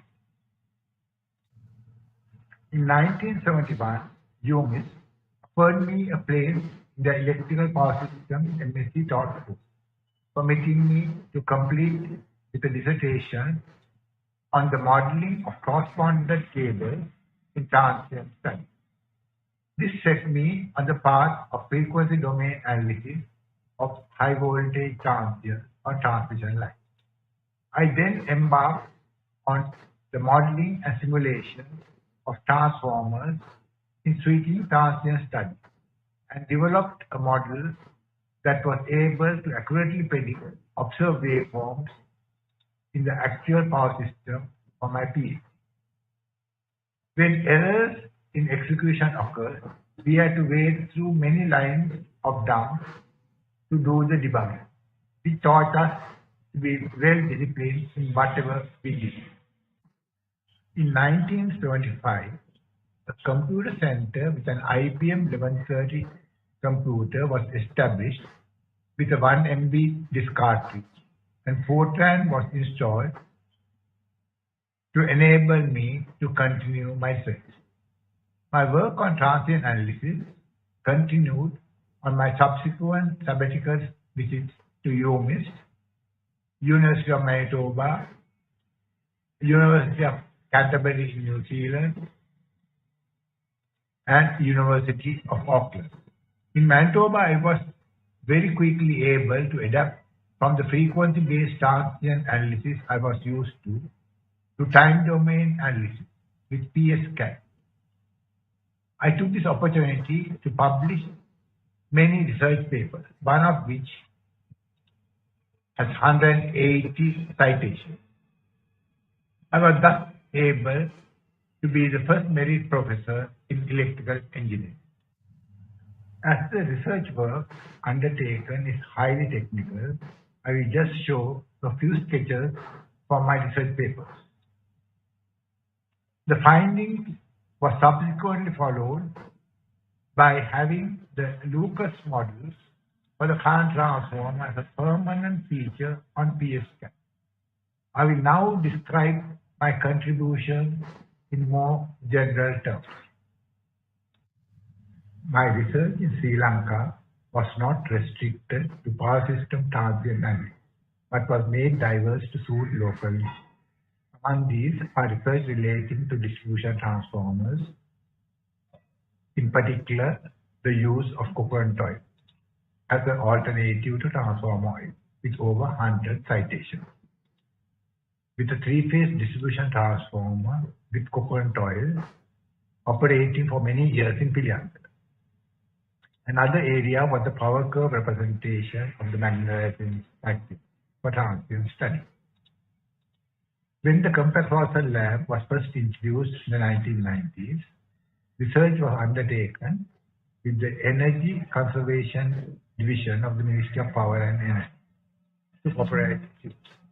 The capacity limit of the single largest generator unit to maintain power system stability was another burning issue that was tackled at the request of the then Minister of Power and Energy. Most recently, attention has been paid to research on wind and solar. My most recent research has been on the high voltage behavior of insulating materials. I have been fortunate to teach perhaps 10,000 engineering students and around 3,000 students in high voltage engineering from 1970 to the first batch at Morocco.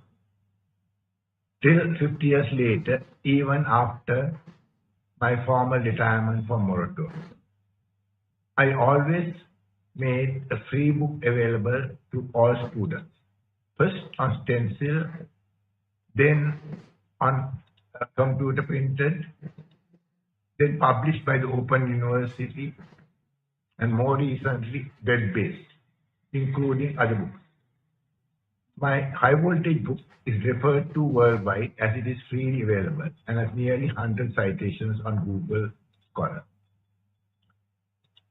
I have been the main author in many books in electrical engineering published by the Open University. I was also very honored to have the newly refurbished lab at Morocco named at the Rohan Lucas High Voltage Laboratory in October 2017.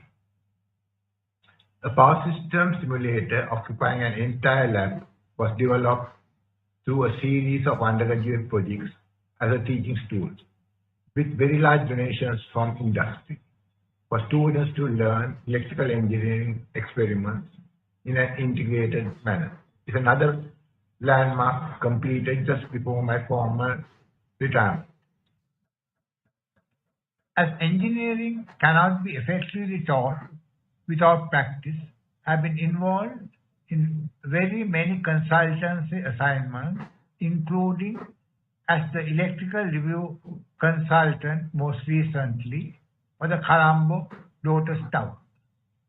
As lightning protection falls within high voltage engineering area, I've been also a part of many initiatives in this regard, including the setting up of a parliament-approved Lightning Protection Institute under the Ministry of Disaster Management. I've also been actively involved in many standardization activities. I have received many awards for academic distinction, which include the Excellence in Engineering Award from the ISL, Teaching and Research Excellence Awards from the University of Morocco, invitation as a distinguished visiting Erskine Fellow at the University of Canterbury, New Zealand, Josephian Honours for Excellence, and the Type Award for academic achievements, in addition to many technical paper awards.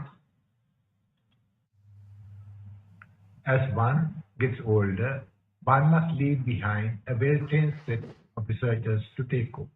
Thus, I have been involved for many years in evaluating and granting funding for research, such as through the President's Fund for Inventors and Innovators. In recent years, most of my research has been undertaken through student projects to develop and guide the youngsters in R&D, both at undergraduate level as well as master's level. I'm very proud of a group of students who developed a new protection device to aid in the prevention of electric fires due to series arc faults under challenging circumstances, and for which a patent has been applied for. Recently, I have started with a 5-year-old who teaches me many scientific facts that he has gathered from the internet through his research on the mobile phone. When he was just under 4 years, he knew all about planets and dwarf planets, and could even draw the planetary system to a representative scale. Most recently, he published a book on the web with drawings and descriptions of sea creatures. I'm surprised at how he developed his memory and methodology for his research and to be able to publish his findings. I will finish my presentation with a clip from Google Scholar. Thank you for listening.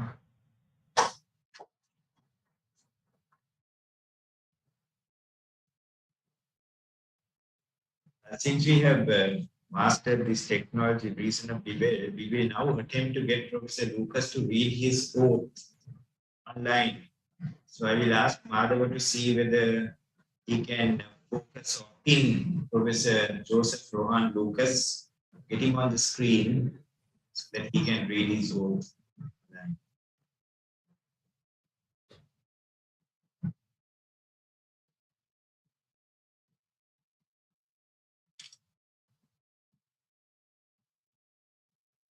Shall I read it?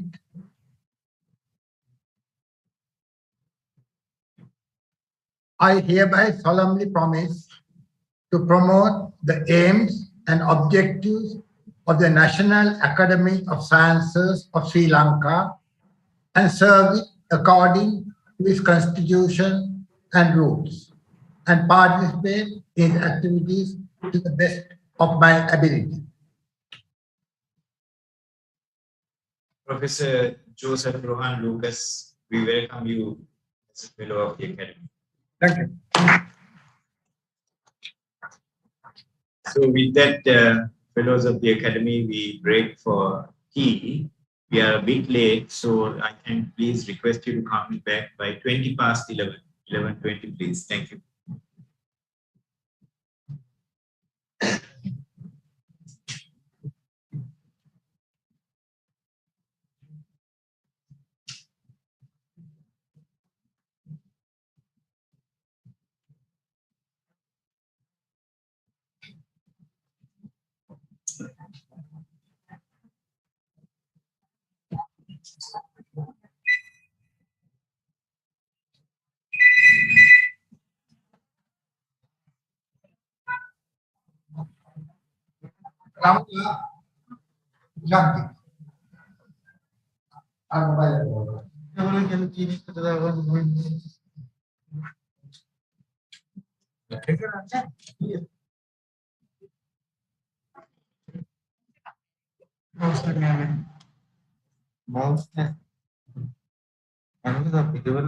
presentation right click करो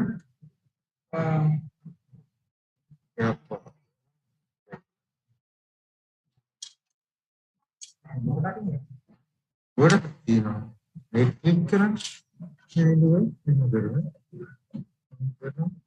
right click करो sort by date ini video presentation ini तो कर देगा copy करना तो part guide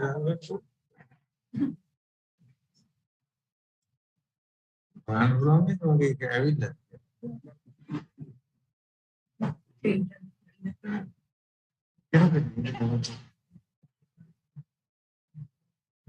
Oh, very good.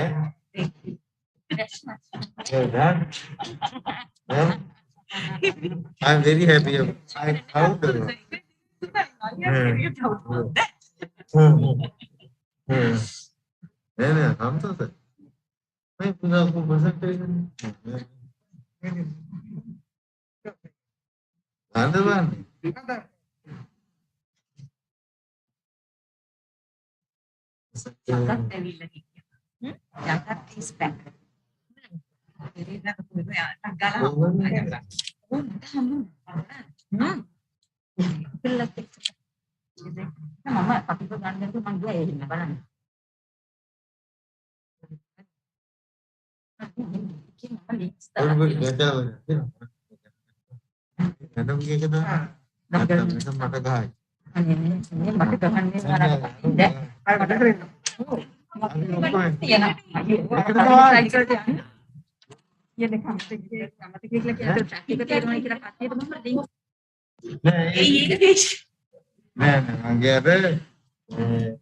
tiger tiba dulu mau kayak sih kan banget dan dari kai banget iya ini ada dari ini Udah.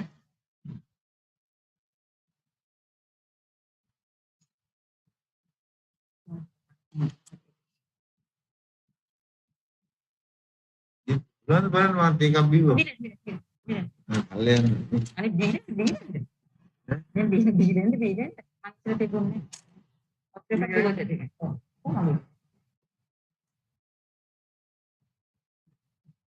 අනික මේ පේ mode එක දාන්නකො.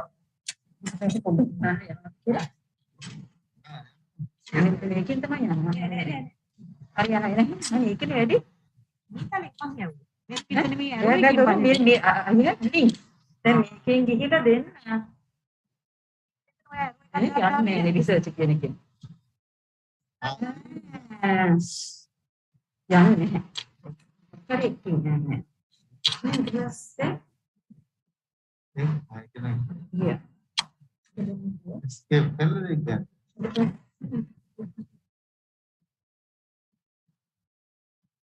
ඉලාරින්න මම ඉලාරින්න ඔයා එන්නේ දෙමෙත් නෑ ඕඩර් ඉන්නකර යන්නේ නැහැ ඉතින් ඒක මොන්නේ යන්නේ නැහැ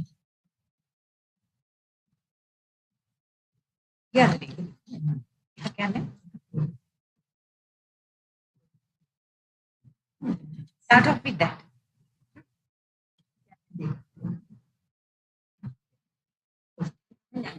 apa balak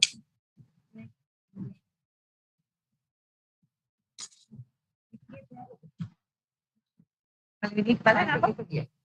Nah, ini satu movie. Ah, kok? Ada itu begini.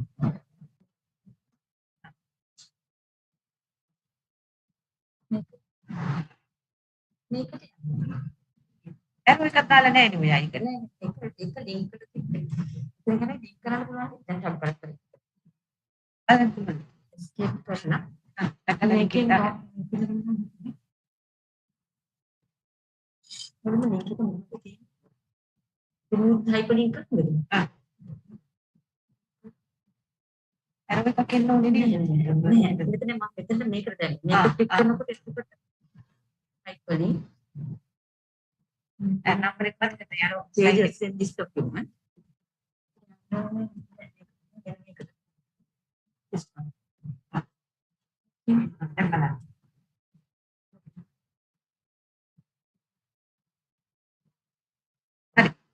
Save kar save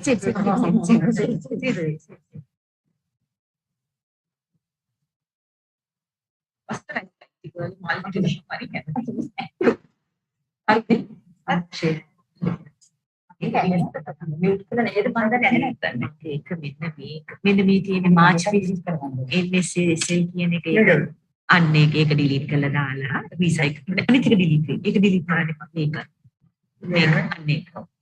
simply කරන්න. ඒක යානේ ඩිලීට්. රීසයිකල් කියන එක දායි. රීසයිකල් තමයි ඩිලීට්. ඒක ඩිලීට් කරලා දාන්න. මේ අතේ ඉගෙන කරගන්න. ඒකට දාලා දාලා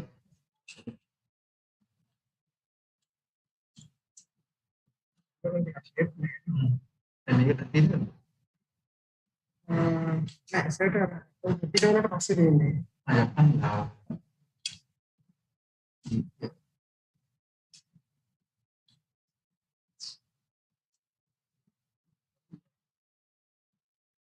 That's it.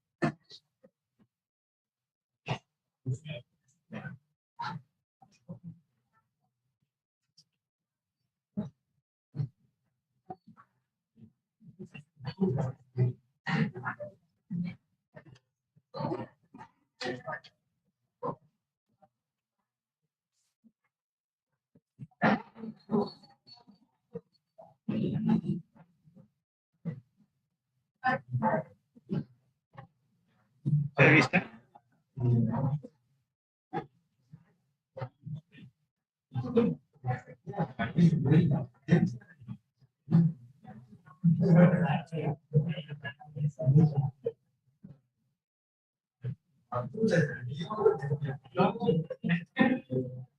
Right, shall we start? I hope, can somebody check with anybody is outside? Thank you very much. Right, so we are running 5 minutes late.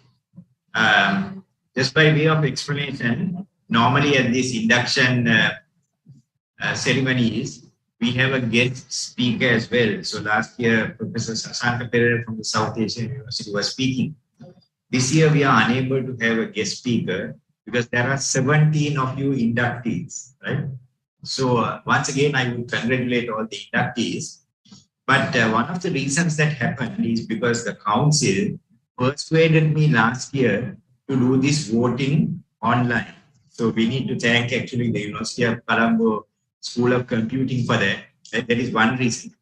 The other thing is there were many messages that went out from me as president. I'm speaking now to all the fellows, encouraging fellows to read the citations of all people and not only those in your field. So I'm sure those of you here who are here in the morning have seen the very impressive work done by people who are not in your field, right?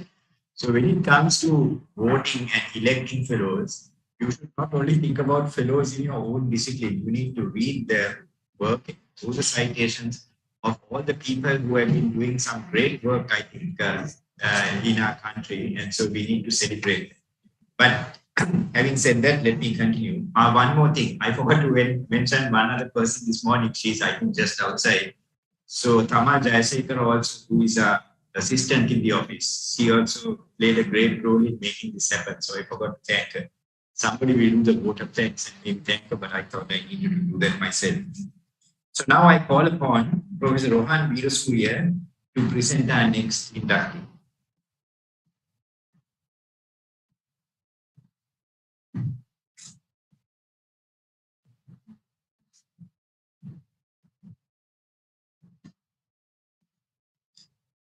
My dear distinguished colleagues, we are very pleased to introduce our colleague, Professor Amos to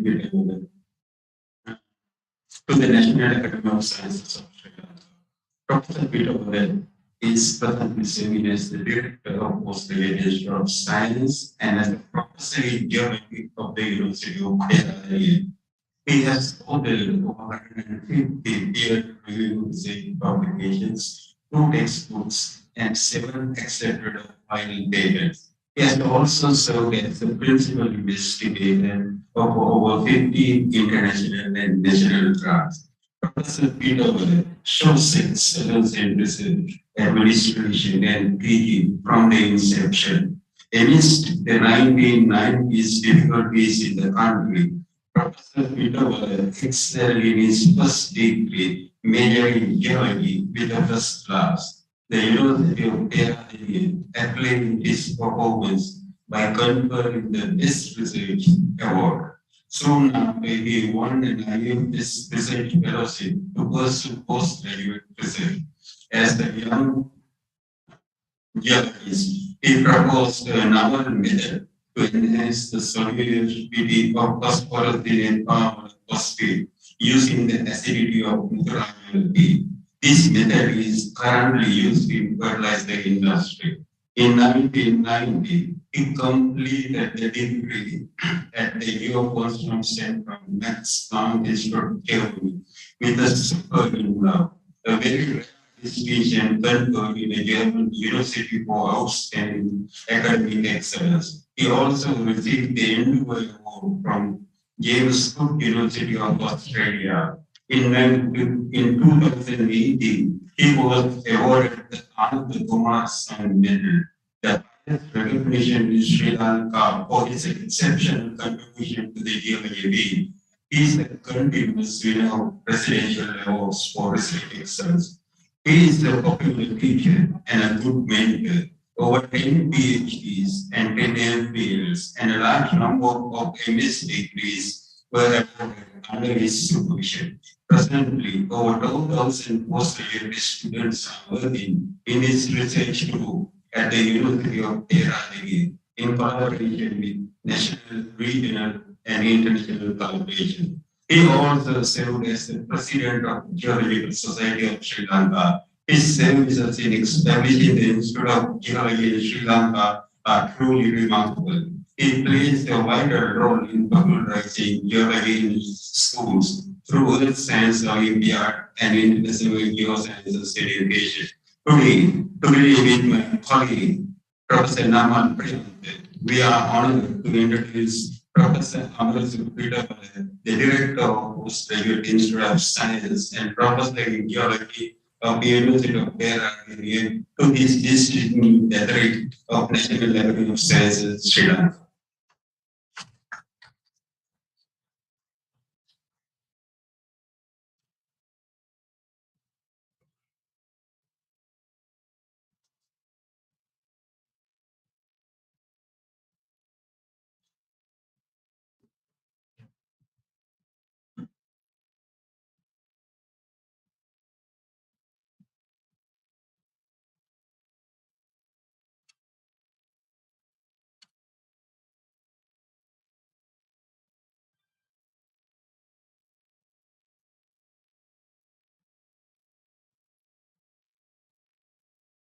Good morning, ladies and gentlemen.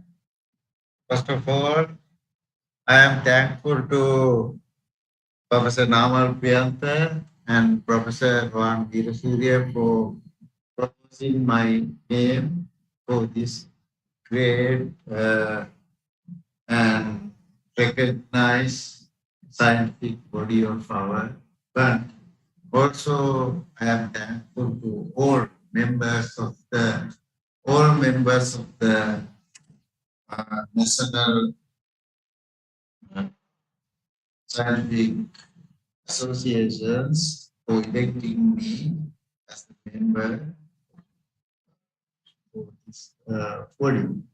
Okay, so I can skip some slides as Professor Virasuria described in depth about regarding my academic achievements. Currently, I am serving as a professor in geology of University of Kerala. And I received several scholarships, fellowships, and awards. Out of them, in the recent past, I received Volkswagen Foundation results for fellowship for several times, as well as DAD scholarships for several times, and also Max Planck Institute for the continuation of my PhD degree.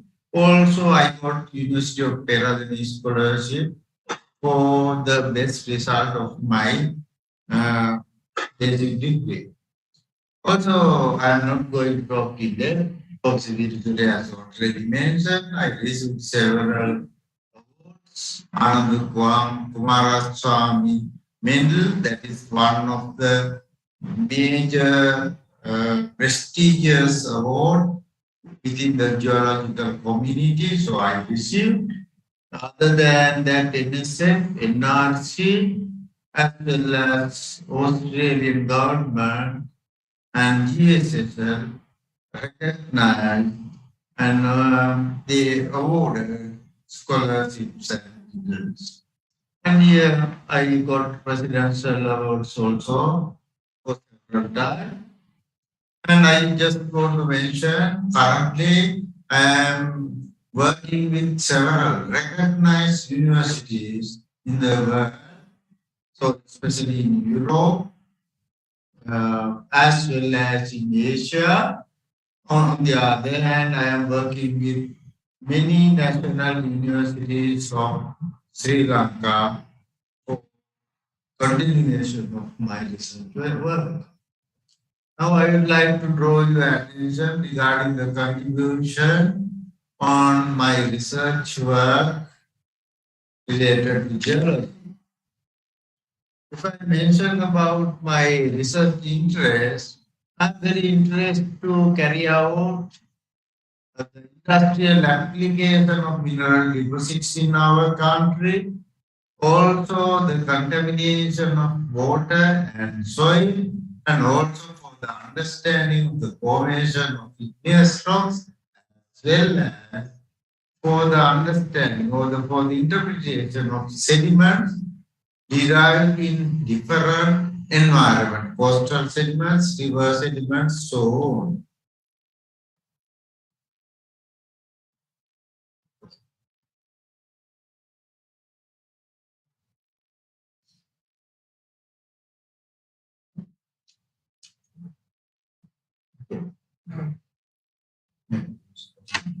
Okay, so based on the research work I carried out in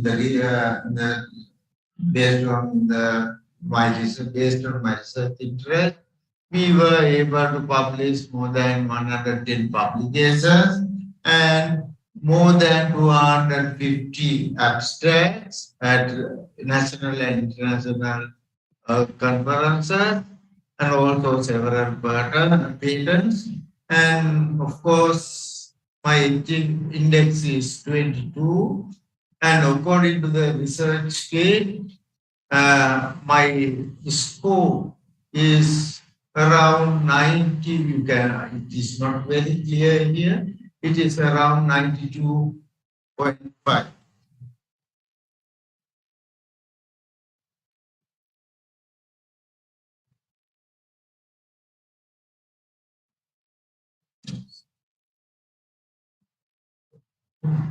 Okay, now I would like to draw your attention regarding my present research interest and also the research interest will be carried out near future. I am working on vein graphites of Sri Lanka. Vein graphites of Sri Lanka is unique to our country. Such type of graphites are not found in other parts of the world.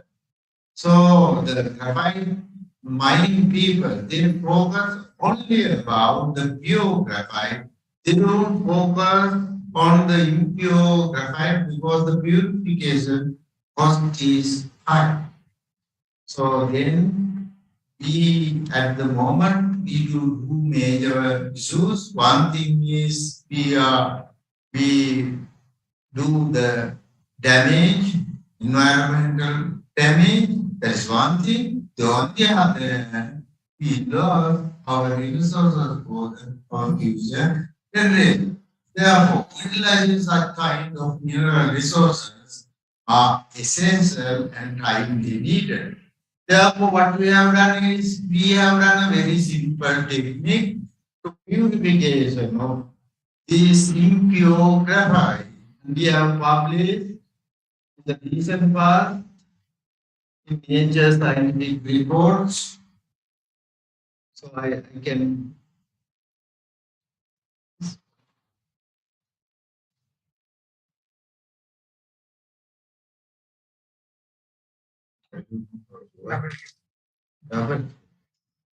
sorry. Okay, what we have done is what we have. So you can see here those are impure graphite with silicate minerals and other elements. We powdered it and other powdered material we pushed in the glass beaker and shake it. Later on, since graphite is hydrophobic material, they float on water surface. We can simply collect them and we characterize them, and we came to know that the properties of the graphite is higher than the normal mining graphite. That is one thing. Other than they are rich in organic carbon. And also, since graphite are associated with silicate minerals and it is a problem, we thought if we can identify other alternative methods, so we use acid treatment method which can be applied simply and environmental friendly. And we found that simply we can separate graphite from silicate materials. Anyhow, we need to do further studies regarding this study. Another study we are focusing at present is on F-power phosphate. At the moment, many people are thinking about the utilization of F-power phosphate for the fertilizer industry. But such kind of deposits may carry high quality or high quality elements as well as mineral resources, since they are derived from igneous process. So we initially studied the weathering process of these deposits and we interpreted it. And at present we are studying about the biological process taking place, because phosphate biological process can be taken place. You can see there are several biological and chemical processes are taking place. So we are studying those processes because due to these biological and chemical processes, some elements can be enriched in some zones. And we have, based on the geochemical analysis, we came to know that in power phosphate deposits are enriched with rare elements. It indicates that in the future there is a possibility to extract rare elements from the power phosphate deposit and also produce phosphate nanoparticles. And also we focused about enriched zones. We have to do some works anyhow. We are going to publish our research in the future. Another interesting research area I am thinking about the carbon cycle. Many people study on and it is well known regarding the carbon cycling or the recycling within the biosphere, atmosphere, hydrosphere. So, however, the major reservoir is Earth inside, especially the Earth crust. But we have little knowledge about the occurrences of carbon in the lithosphere, which is very important for us. Many people think that carbon in the lithosphere means not occur as solid carbon, but we can see some evidences.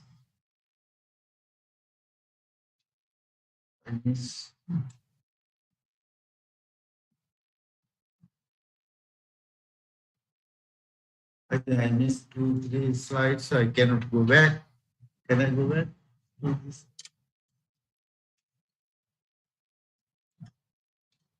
Yeah, this is the, we have good samples.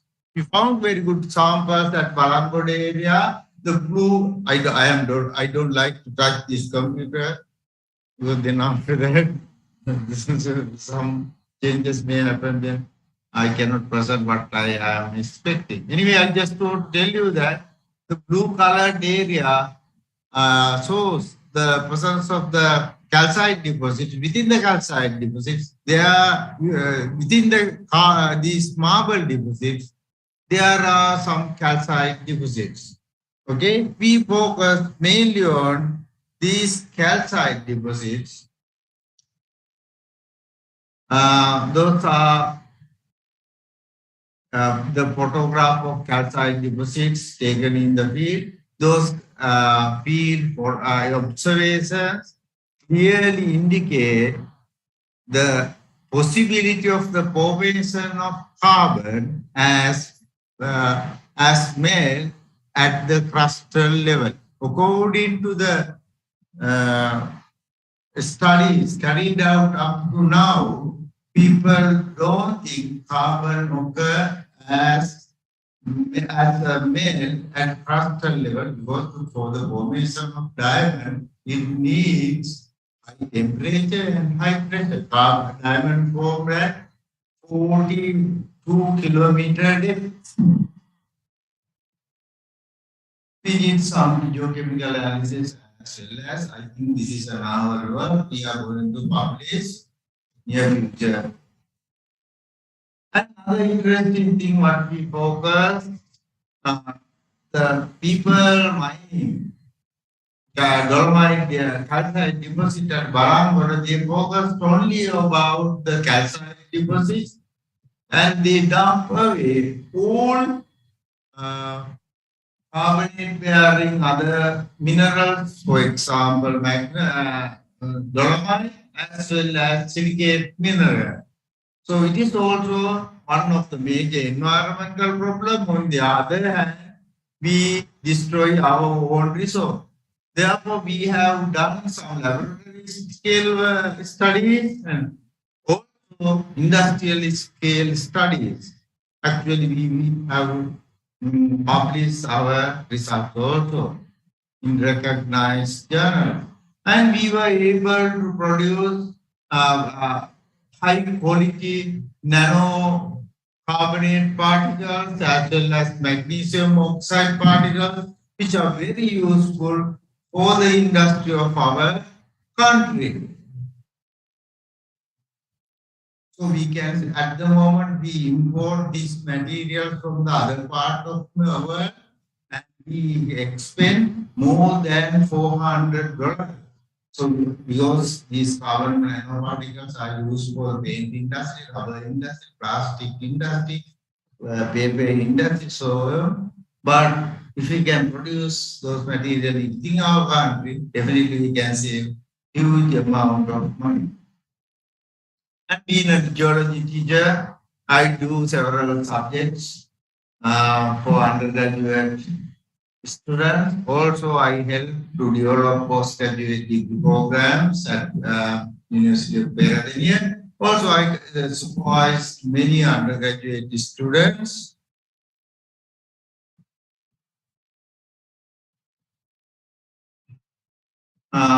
Being an academician, I had to take several responsibilities. Currently, I am serving as the director of the Postgraduate Institute of Science of the University of Peradeniya. Before that, I served as the acting director.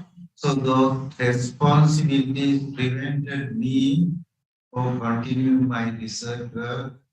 So unfortunately, anyhow, I had to serve as the chairman of the Board of Study Earth Sciences, a member of the Presidential Advisory Committee of the Mineral Resources of Sri Lanka, as well as member of National Disaster Management to attract more than 16 research grants from research, local research agencies as well as foreign research agencies. And I am happy to mention you that I was able to train 12 students, PhD students, and most of them are currently serving as university teachers, the university system of our country. And I was able to train 11 MPhil students, and some of them are serving as university teachers of our country. And currently, I am a co-supervisor for 5 PhD students and around 10, I don't remember the number, there are 10 PhD students. And I am a reviewer of recognized journals of the world. So that's a brief remark regarding my contribution. Thank you very much for listening.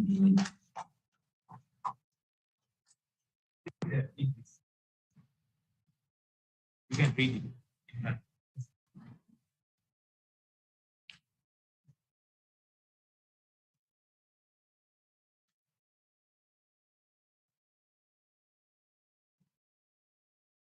Ladies and gentlemen, I hereby solemnly promise to promote the aims and objectives of the National Academy of Sciences of Sri Lanka and serve it according to its contribution and rule, constitution and rules, and participate in its activities to the best of my ability. Thank you very much. Yeah, yes.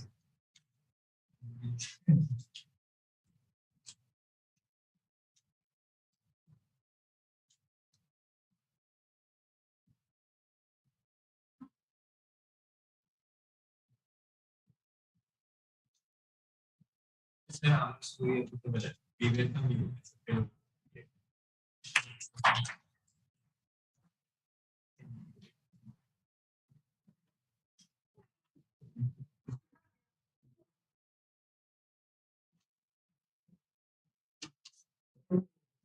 I now call upon Professor Ali Jayasinghe to present the next inductee.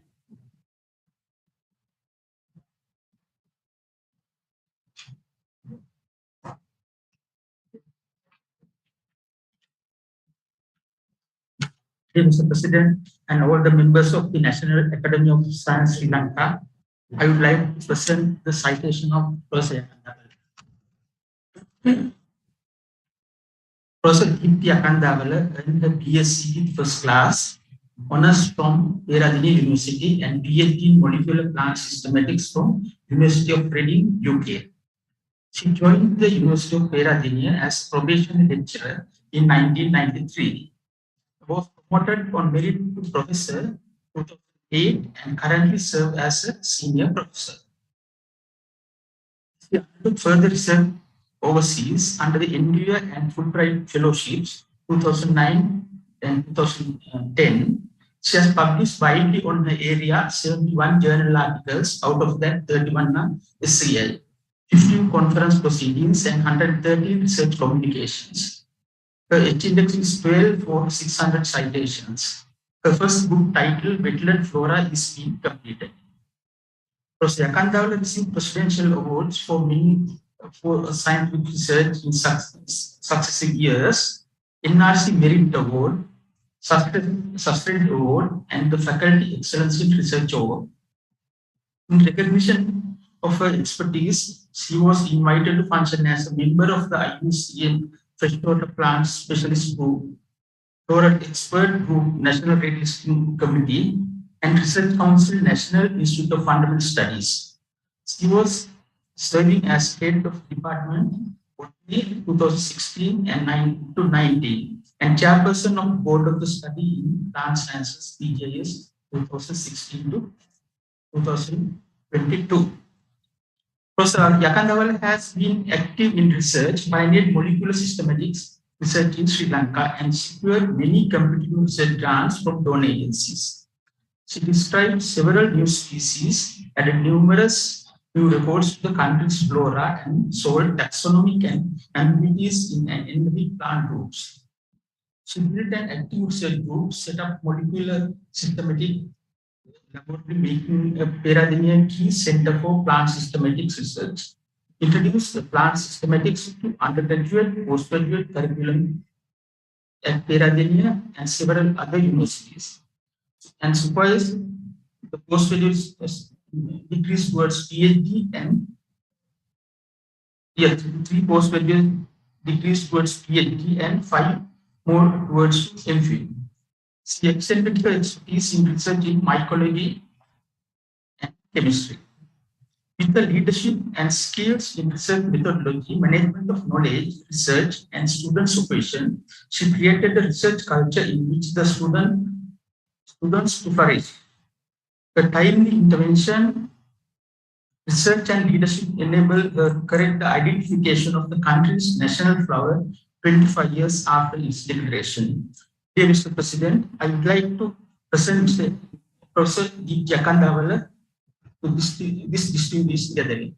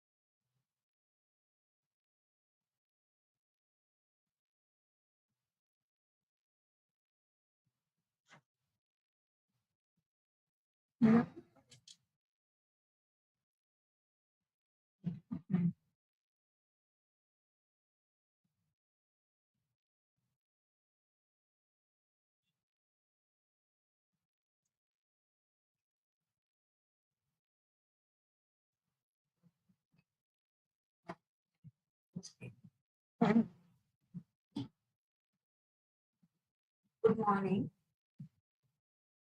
Good morning, Mr. President, distinguished gathering.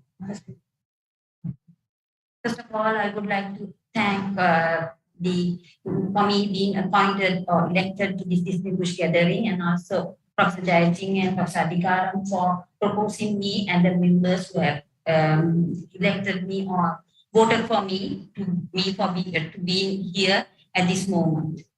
And I'm very happy that Professor Jayasinghe was my first mentor in research, where I was an undergraduate and working with him on my undergraduate project.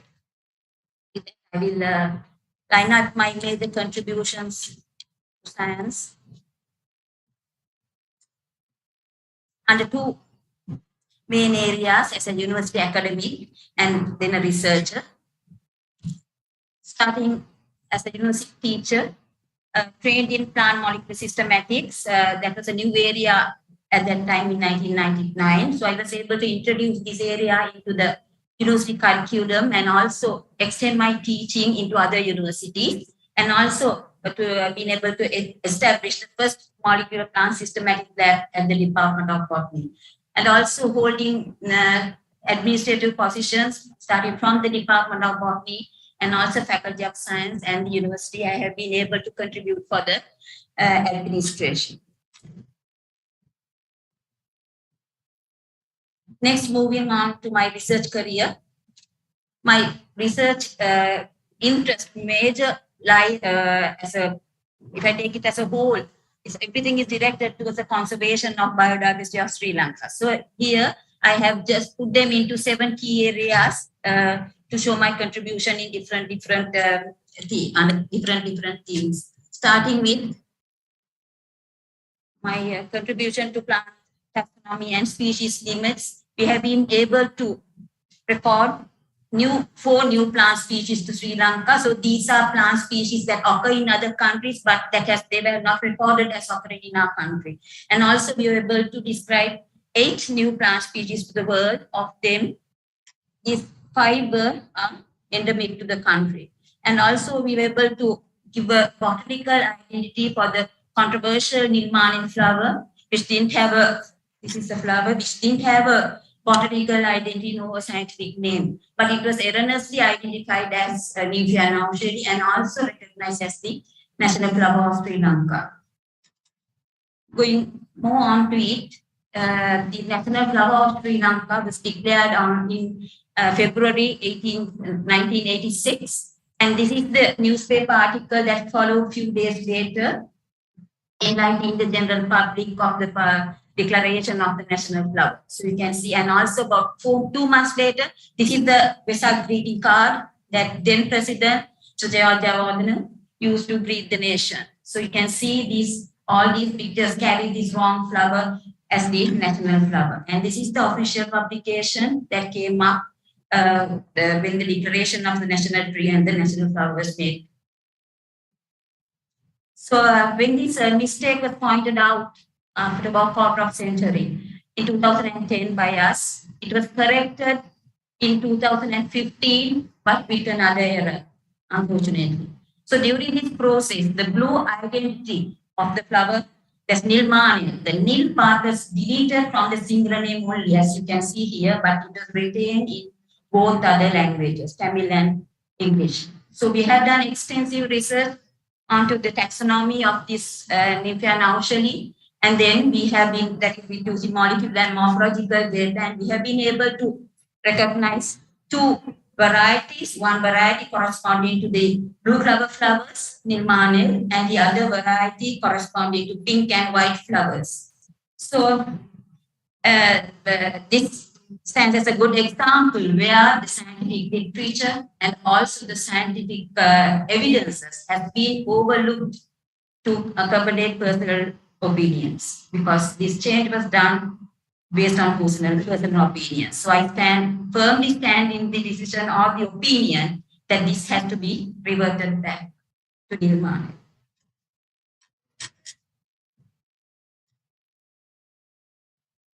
So with that, moving on to phylogenetic studies. So during these phylogenetic studies and plant biogeography studies, we are trying to answer the question, the uneven distribution of biotic diversity both across the globe and across the taxonomic groups. So this will also answer how Sri Lanka inherited this incredible biodiversity. We know we are a rich country we're rich with biodiversity, rich in endemism, and we need to know how we inherited this. So for that, there are evidence coming from different groups, but evidence coming from plant groups are very less. So here we are using 4 different plant groups, rich with endemic, and also we are incorporating members from other countries so that we can answer this question.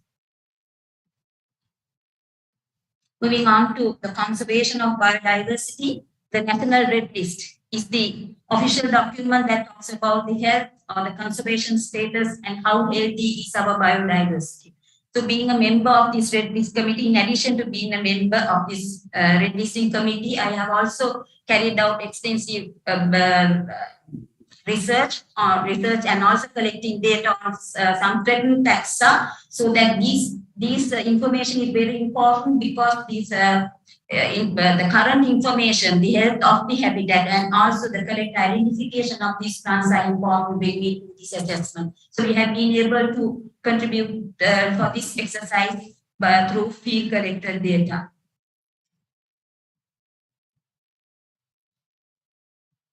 So having many threatened taxa for a country is not a good thing. We need to uplift our health of these threatened taxa. So as a signatory country to the Convention on Biological Diversity and other treaties, the country is bound to reduce the biodiversity loss. So we are bound to uplift, especially the threatened taxa, the status of the threatened taxa. So here at that time, species distribution models, I'm sorry you can't see it in here, but the top, is a very novel tool that is available for the biologists to predict the localities, find out suitable localities for these threatened taxa. So we have carried out a model we are doing for several taxa, and here this is Laginandra crazy. This is a aquatic plant, and also you can see that's very attractive. It has the silver line in the edge of the leaf. So for this reason, actually, the ornamental plant industry, plant collectors are collecting this plant in the wild. So this is very much threatened. So we are trying to get the distribution model and try to introduce them and also carry out restoration programs. So this type of studies would contribute to achieve the target 4, that is the loss of species is significantly reduced of the National Biodiversity Strategic Action Plan.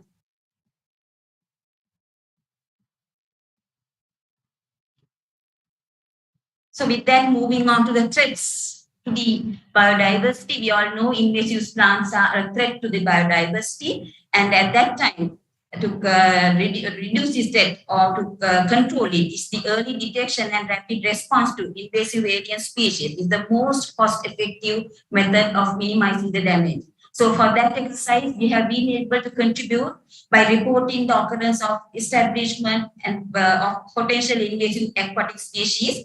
We have recorded 3 in 2017, and this is the conservation in pollen flower. And you can, this is a flower this is an exotic flower that came into our motherland and started spreading in the water body. So I don't have to spell it out. To go out and see the shrines, the worship places, you can see the number of flowers.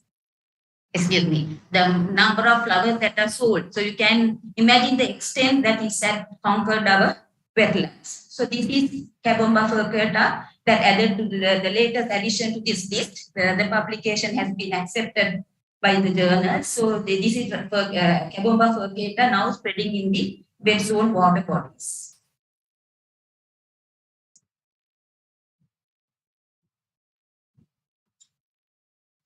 Sorry, something that happened. So with that, let me move on to my contribution for mycology.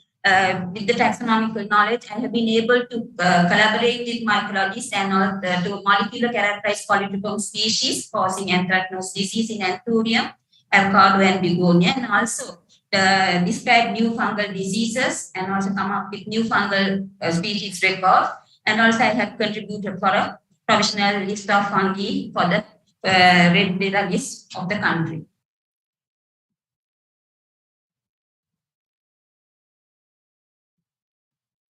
With that, moving on to the dissemination of knowledge by training undergraduate students and also at postgraduate level, being a resource person and organizing national and international workshops, collaborating with local and international researchers, and reviewing research proposals, journal articles, and being a member in many committees.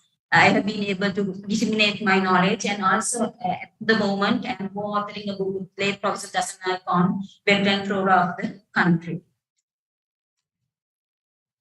So looking back in the future, I want to contribute more to unveil our biodiversity wealth of the country. And if I have put in here 6 plant species that are just about to be described. These are undescribed species. So there are many more undescribed species in our country, which are endemic. So all these 6 are lined in for the publication, and also to uplift the conservation status of these threatened taxa, because many of these plants are threatened, and also further recognizing my own area, plant systematics, as a very important scientific discipline, both locally and internationally. So lastly, I thank the granting bodies, my collaborators, collaborating institutes, and undergraduates and postgraduate students. Thank you very much.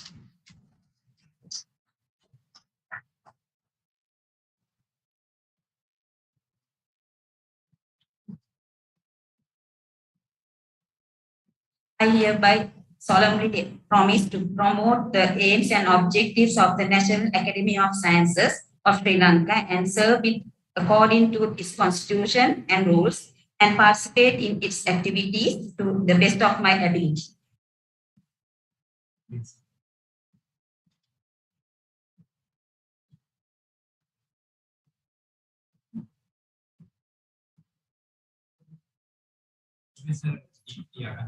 We welcome you.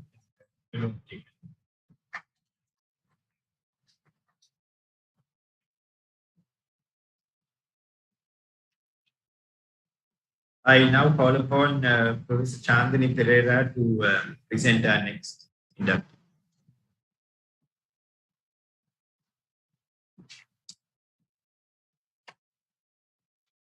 the president and the fellows of the academy. It is a great pleasure to present eminent scientist Professor Priyani Asoka Paranagama to be to the induction ceremony today to be inducted as a fellow of the academy. Professor Priyani Asoka Paranagama received the BSc Honours Degree in Chemistry in 1986 and MPhil in 1991 from the University of California and PhD from the University of Glasgow in 1994. She started the academic career in the University of California in 1990. In 2003, she was promoted to the Professor of Organic Chemistry and subsequently in 2011 as Senior Professor. And in 2012, she was appointed to the Chair of Chemistry at the University of California. From 2009 to 2012, she served as the head of the Department of the Chemistry, University of California. She served as the Dean, College of Chemical Sciences of the Institute of Chemistry, Ceylon from June 2016 to October 2017, and as the President of the Institute of Chemistry, Ceylon for 2019-2020 Council year. She is a Fellow of Institute of Chemistry, Ceylon, and a Chartered Chemist, Royal Society of Chemistry, and Royal Society of Chemistry. Currently, she is serving as the Director of the Institute of Indigenous Medicine, University of Colombo. The H index is 20 with more than 1,900 Google Scholar citations. She is a member of several professional bodies in Sri Lanka. She is a member of the Executive Board of the Federation of Commonwealth Chemistry. She is a Fellow of IUPAC Fellow Program. She is an Associate Member of Organic and Biochemistry Division of IUPAC for the term 2022 to 2023. She initiated the Women Chemist Committee under Institute of Chemistry, Ceylon from 2019, and she serves as the chairperson of the WCC up to date. She is the chairperson of the Formulary Committee of the Department of Ayurveda, Ministry of Indigenous Medicine. She is the vice chairperson of Ayurveda Medical Council, and she is also a member of Ayurveda Education and Hospital Committee. She was also appointed as the chairperson to prepare the subject benchmark statement of indigenous medicine by UGC. She participated in the conference organized by the Third World Academy of Science on shaping careers in science in 2016 to represent Sri Lanka. Moreover, she received many prestigious awards.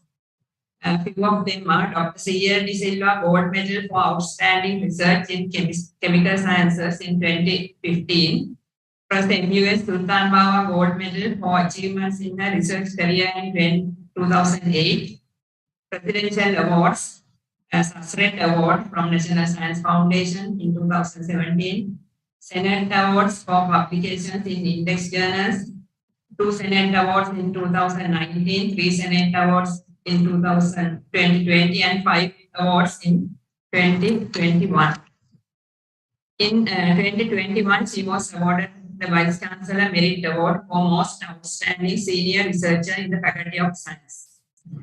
She is a recipient of several international research grants from IFS Sweden and TWS Italy, and national research grants from NRC, NSF, Hindu Sri Lanka Collaborative Research Grant from the Ministry of Science and Technology, research grants from Institute of Chemistry, Ceylon, and University of California.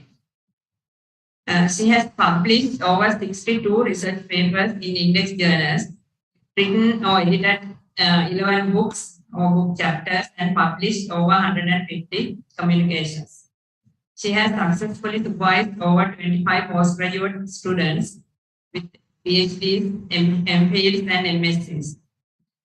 Her research interests are isolation and characterization of bioactive natural products from plants and endolichenic fungi, development of biopesticides, valuation of natural products, and indigenous medicine.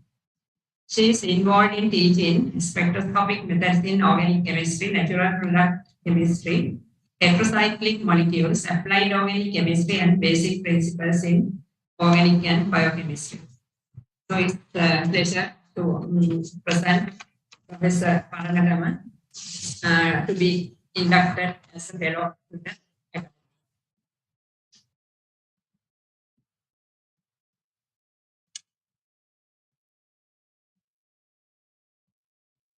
Yeah.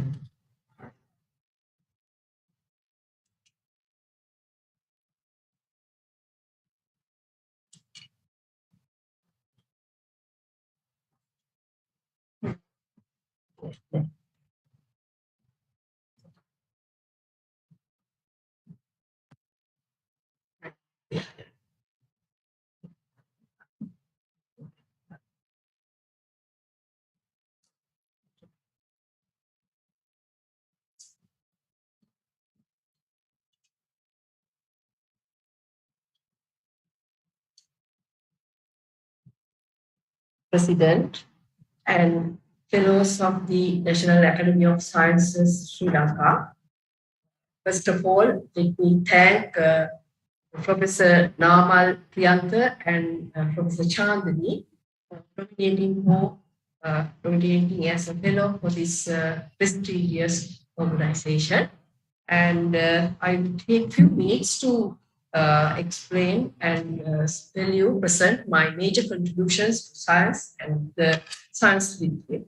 So I'm a natural product chemist, and also I have done research in plant natural products, mainly spices and essential oils, and also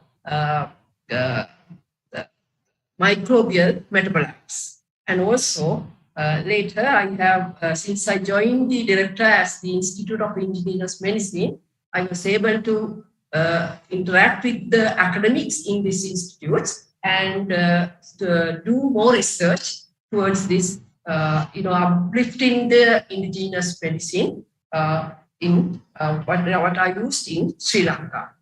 So let me start with my Google.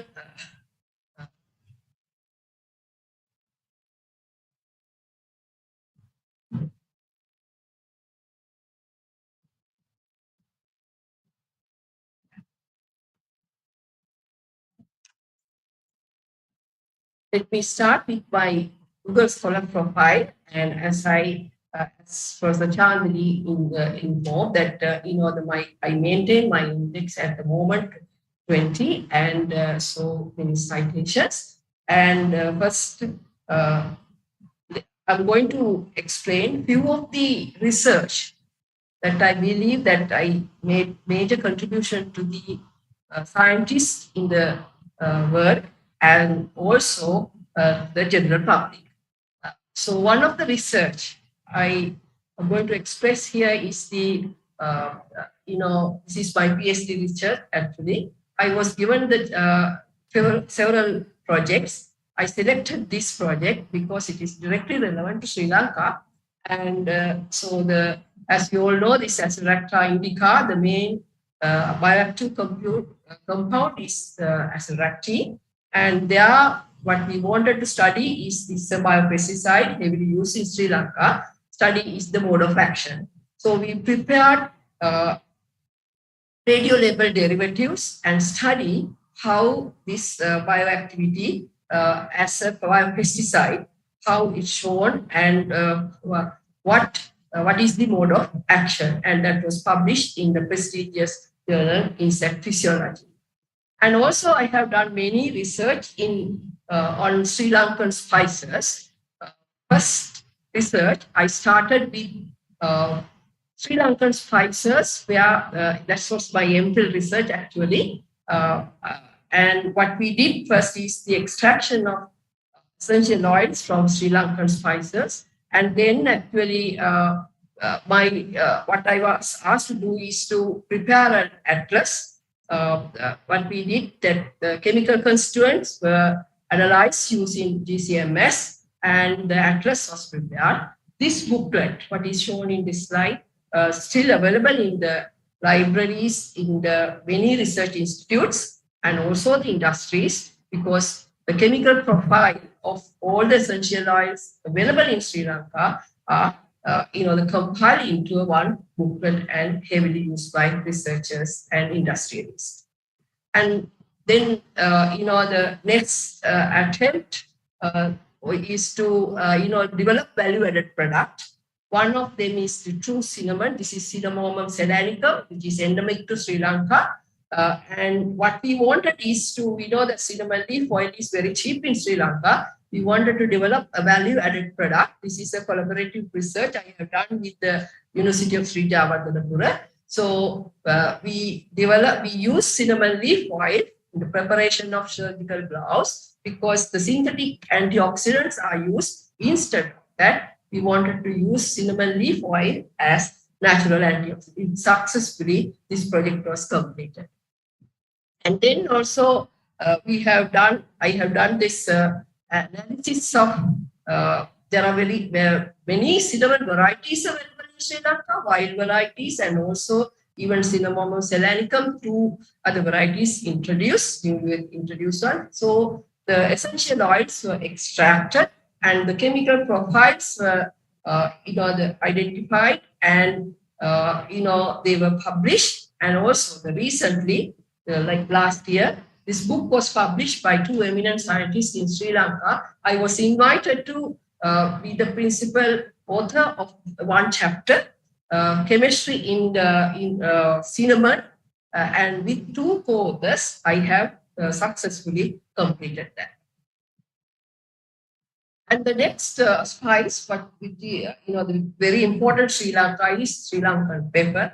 It has a very big demand because they are rich with piperine, and so we have analyzed the the chemical profiles of black pepper. And not only that, there are many pepper varieties available in Sri Lanka. With the help of the Department of Botany, another MPhil student worked on this research, and we have collected all the pepper varieties and also the essential oil extracted and their bioactivity also analyzed.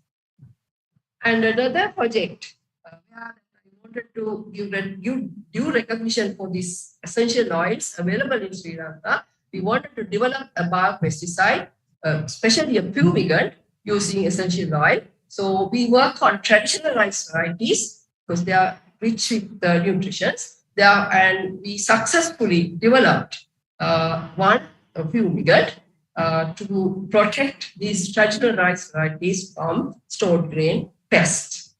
And these are two patents that we have published, already obtained, related to these studies with the spices and essential oils in Sri Lanka. And another project that is, that I have worked on is the control of brinjal fruit and shoot borate in Sri Lanka using semiochemical and sex pheromones. This project done in collaboration with Institute of Chemistry. And there, one MPhil student successfully completed. We wanted to identify the chemicals, phosphate attractants, and also the sex pheromones, and develop a biopesticide to control. You all know this, the brinjal pest is a real problem in the country. So we successfully identified the compound which are present in the host plant and also attract the host, and also the sex pheromones that affect the attractant of the opposite sex as well. Another similar project I have done in collaboration with the Tea Research Institute. This is the identification of semiochemicals to control low country livewood termite. This is another problem in tea plantations. So one PhD student successfully completed and identified the problem, and also the chemical constituent that attract this pest was identified by him. And this is another research where we developed effective mosquito repellent vaporizer using natural essential oil. These are the essential oils that are used to develop it. That's one of my MSc students did this research and successfully produced this product.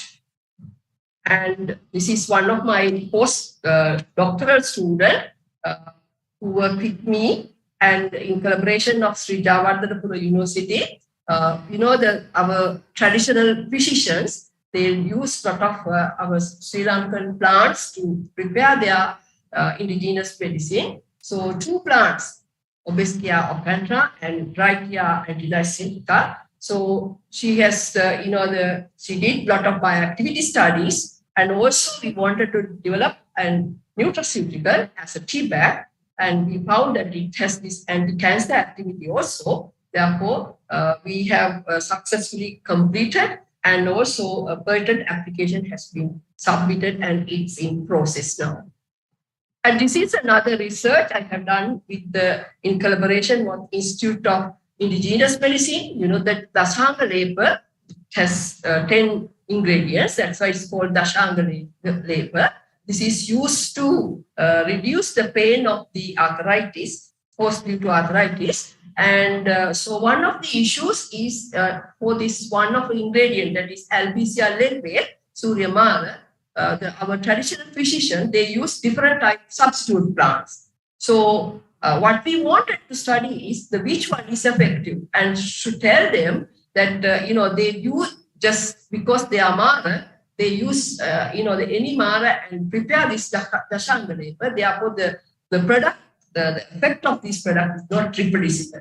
So in our research, we did a clinical trial as well, and identified this Suryamara, that is the authentic plant which is given in the Ayurveda pharmacopoeia, highest anti-inflammatory activity, and also this was clinically proven and published. Another research I have done with the Unani medicine doctor. You know that Unani medical system is also another indigenous medical system used in Sri Lanka. Indigenous IIM is also involved in producing graduates. So Unani pharmacopoeia, they use these spices to prepare to reduce the female obesity, and also it is mentioned that also reduce many non-communicable diseases that cause due to obesity. So what we did, actually, we prepared this spice with and also to add that, it was mentioned that the mind calming exercise, this is meditation, right? Also helpful for reducing this, the non-communicable diseases. We have, prepared this, and also parallel to that, the patients were trained to do the meditation, and we got the very successful results, and we found that reduce, their obesity as well as other non-communicable diseases, and also the patent already obtained, and we are trying to commercialize this product with the help of the industry. And another research to value add the byproducts of different fruits. One fruits what we selected is mango. This project was done in collaboration with Institute of Chemistry again, because we found mango peel and mango seed kernel, mango butter, has the highest antioxidant activity when compared to mango pulp. And in addition to that, we found that anti-tyrosinase activity and antibacterial and anti-inflammatory activity is rich with peel and the kernel. These are byproducts. Therefore, we wanted to develop a fairness cream because it has anti-tyrosinase activity to inhibit the melanin action, and that was also successfully completed. This is another part of project where I have done the extraction of metabolites from fungi. This part I have done as my postdoctoral work in University of Arizona with Professor Leslie Gunatilaka, one of the fellow of this prestigious institute. And I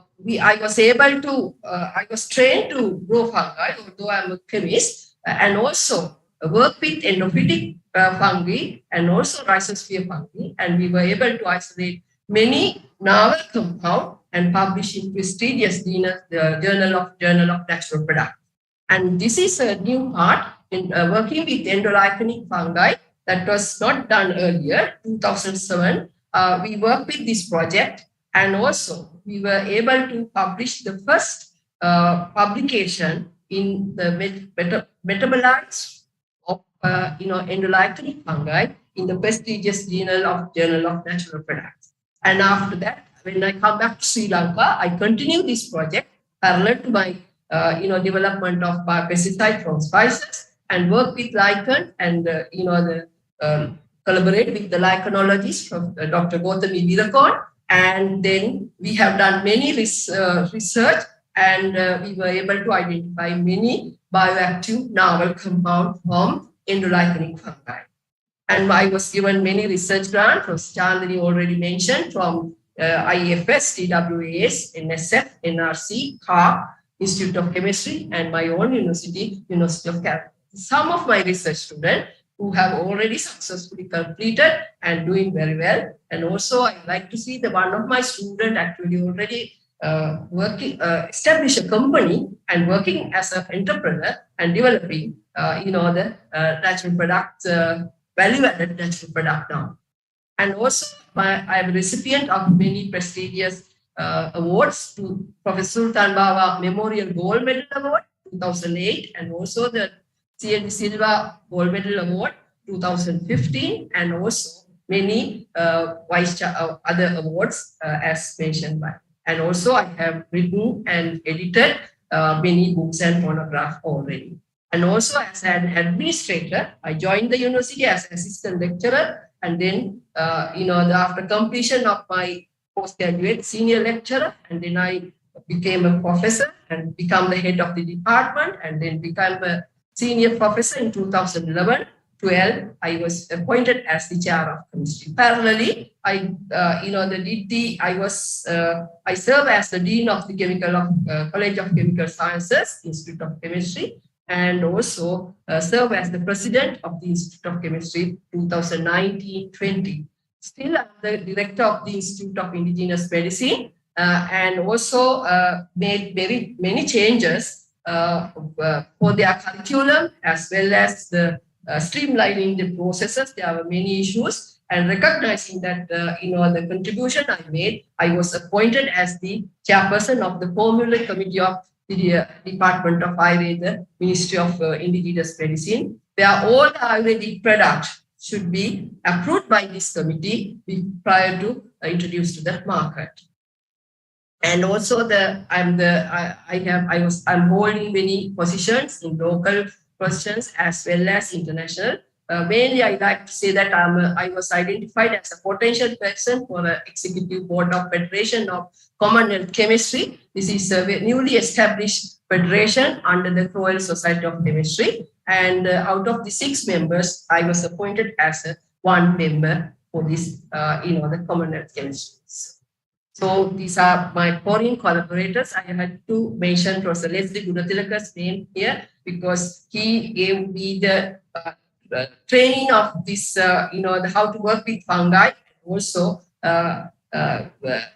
working with endolyconic fungi, which is very important for me to, continue that research after returning to Sri Lanka. All these are my Sri Lankan collaborators, and they also help in numerous ways to, achieve this progress in my academic career. And also I extend my deepest appreciation to University of California, my alma mater, and also University of Colombo, because I work under the University of Colombo. This is my 4th year. Still, I'm continuing as the director of the IIM, and also Institute of Chemistry. This is our chemical society, and also that also helped me in numerous ways to, develop my career. And Federation of Commonwealth Chemistry, they recognized this as a potential candidate and appointed me as a member of the executive board.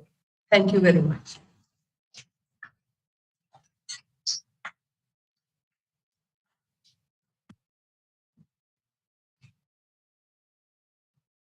I hereby solemnly promise to promote these aims and objective of the National Academy of Sciences of Sri Lanka and serve it according to its constitution and rules and participate in its activities to the best of my ability.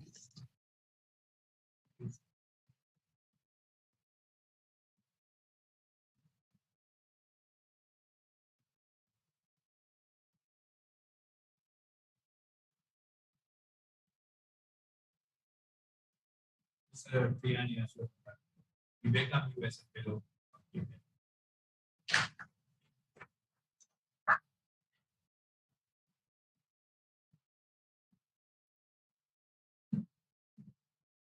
I now call upon Dr. Sivu Vijayasundara, who will be joining us virtually to present our next inductee. Dr. Sivu Vijayasundara.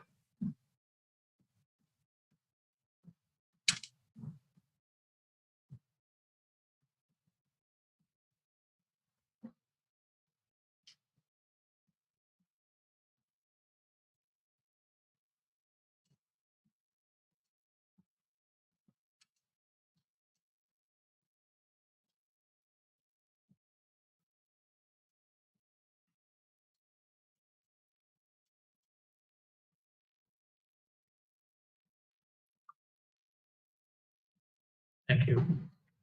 Mithika Vitanagi is currently a professor in natural resources and the founding director at the Ecosphere Resilience Research Center, the University of Sri Java. The research focuses pollution monitoring and remediation in soil and water with special attention to landfill leachages, nutrients, and toxic metals.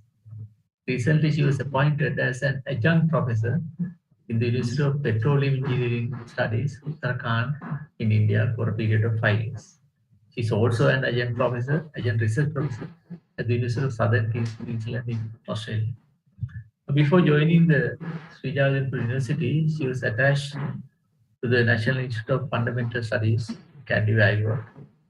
I remember many years ago, while reviewing some research projects funded by NSF, I came to know Mithika. She was younger, then very dynamic researcher, and even at that younger stage, I found that she's a very clever and very sharp scientist.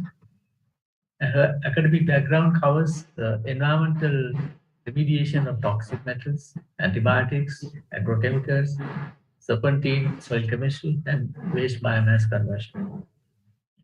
One of the things we rarely see in this country is working as a team. Teamwork is a very rare commodity in this country. But Mithika always, and almost all the time, works with the team, as a team. And she works with many collaborators from different countries, including India, South Korea, Japan, Denmark, Australia, United States, and also in Sri Lanka. Other than research, she also writes to newspapers in Sinhala on science.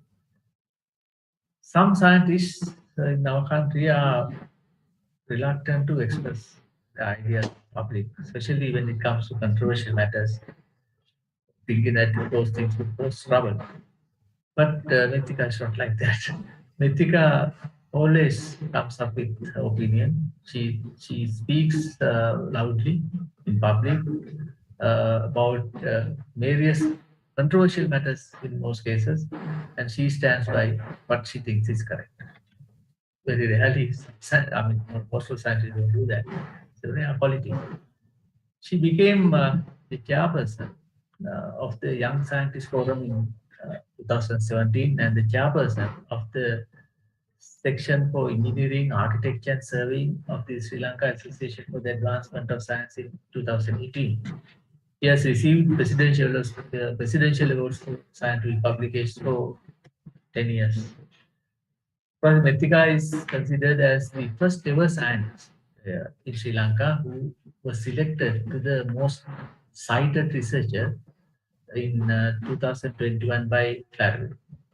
She received the prestigious Faya Im Al Kharafi Award from the World Academy of Science, (PWS), in 2020. Mithika Vitanage is listed as the top most scientist in Sri Lanka for the environmental science based on the scientific output in the International Scientific Publications website, Skyval. The name is among the top 2% of the most cited scientists across the various disciplines globally in 2017, 2019, and 2020. She has contributed to over 175 Science Citation Index journal articles, over 30 book chapters, and 4 co-edited books published by Elsevier incorporated, and her citation report is currently over 12,000 with an H index of 50. So, the distinguished fellows, ladies and gentlemen, it's my pleasure to present Professor Mithika Suhashini Itanage to this prestigious ceremony. Thank you.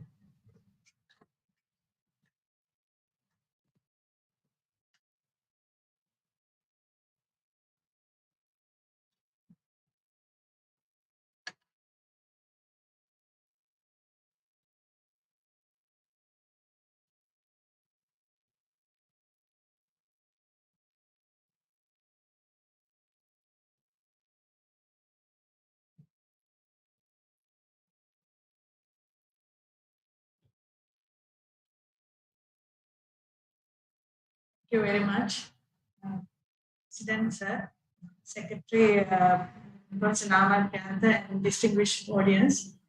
I'm very thankful to Professor C.B. Disanayake and Professor Siri Vijayasundara for nominating me and all of you electing me to this distinguished institute, the academy. I am actually coming from Sabaragamu University of Sri Lanka. My basic degree was from there. I graduated in 2002 as the second batch of the Sabaragamu University of Sri Lanka. And then I got my master's. I'm very happy to see my principal advisor here, Professor Veera Surya, who was my master's supervisor. I did my master's in the prestigious Postgraduate Institute of Science in the University of Peradeniya. I then worked a few months at the National Institute of Fundamental Studies as a research assistant when I got my PhD scholarship from the University of Copenhagen, Denmark. I carried out my PhD on hydrogeology and groundwater modeling. It was actually on the effect of tsunami on groundwater, how the tsunami contaminated salt water is flow in groundwater and discharge into the sea. That was my PhD. So those three institutes are being presented here. And I would like to give this presentation as a dedication to National Institute of Fundamental Studies, where I started my career. And it was the place that I learned research and was actually my my home for research. So I'm very thankful to Professor C.B. Disanayake, who was the director at that time. And we had quite a good time I spent at National Institute of Fundamental Studies. I worked there for 8 years until I moved to University of Sri Jayawardenepura in 2017. So my research approach is built on remediation and mitigation of environmental pollutants. So it's a vast area. I'm covering from heavy metals and other potentially toxic elements to organic contaminants, especially the emerging organic contaminants like pharmaceuticals, personal care products, pesticides, and so on. So we are monitoring the environment, both air, water, and soil for these kind of pollutants. And we do modeling, we do experiments in the laboratory to understand how these are being interacting each other and interacting with the environmental components. So these are to generate sustainable solutions for these environmental issues that was discussed earlier with one of the fellows. So we carry out various different ways of research on all these aspects: soil, water, air, and waste. We are carrying out experiments in the field, field monitoring, and laboratory experiments, and of course, computational modeling of the field data or the monitoring data that we gather from our experiments to predict and to suggest the mechanisms, the molecular level mechanisms that we can't see from the eyes by doing modeling. I will start my contribution to science in various aspects. So this is from the journal publications. I have published over 230 publications in the Scopus as it is listed. And you can see it's in quite different areas from engineering, environmental science, chemistry, agriculture, and so on. So it's kind of multidisciplinary, my work. And I'm very happy to say that my citations are over 12,000 and my index is now 51. That is the contribution that I give to world science as a researcher. And then I have published 4 books in Elsevier. So these 4 books are co-edited books with a few editors from various other countries, from electronic waste to municipal sludge and so on. And there are 5 more upcoming books that are being already, in process, related to clay science and then medical geology, microplastics, which we discuss quite a lot nowadays, and then One Health, which is again a big issue we are facing now with the pandemic and so on. And recently we had a huge marine disaster with this Express Pearl disaster incident. I'm very happy to see Professor Ruchira here. She is leading the biodiversity team of that expert panel. So we are trying to get a book out from this work that we saw the marine pollution that had happened in our marine environment. I have 3 patents, 2 Korean patents and 1 national patent. These 2 Korean patents are very interesting. When I was with one of my colleagues, collaborators in Korea, they had a huge issue of their paddy cultivation was damaged or destroyed. And we were looking at why it has happened. Finally, we understood there have been, we all know the foot and mouth disease that was hit with the swine and chicken, the meat industry. So in Korea, these because of the foot and mouth disease, they had killed over 3 million animals, and they have had a big mass scale burial sites in few different places. And one of those places were close to the place that I was working. So this particular mass burial site was releasing all the antibiotics that were injected to these animals. During the meat industry, we are introducing a lot of pharmaceuticals as well as steroids to animals. So these were leaching out and they are coming into the paddy field, and paddy is toxic to these chemicals, and they were dying. So we tried to find a solution, and we understood that biochar, the carbon material, can absorb all these different types of organic contaminants because of its hydrophobicity. Therefore, we actually created a barrier of biochar around this mass burial site, and the problem was solved. So these 2 patents were regarding that incident. We actually used invasive plants, as Professor Yakandavala mentioned. We produced biochar from invasive plants. That was 1 patent, and this particular remediation of pharmaceuticals is for the other. And Sri Lankan patent is for producing functionalized nano-zero-valent iron to treat landfill leachate. I have done quite a lot of capacity building, specifically on the scientific writing aspect for young generation. So these were mainly during the last pandemic period that we had. So we had quite a lot of webinar series to empower the young generation in scientific writing. And I'm very happy to say not only the young science generation, but also the students, school students that I was helping. Specifically, there is a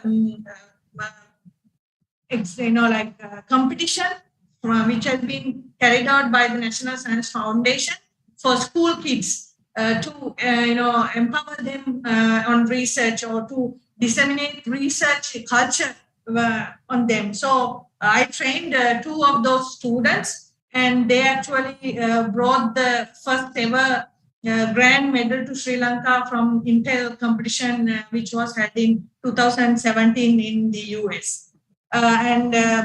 We actually did from SLAS, we were able to do a island-wide teacher training program. Myself and Banduni, we went to all the provinces and we gathered a lot of science teachers, and we actually demonstrated them how to inculcate research culture in their day-to-day education to school kids. So this particular training program, we were able to train like more than 1,500 teachers in Sri Lanka. As Professor Cyril mentioned, I was writing to newspapers when I was during my undergraduate level. So I have published more than 100 newspaper articles, both in Sinhalese, more or less in Sinhalese, and English as well, to educate the general public and to disseminate our scientific findings to the public.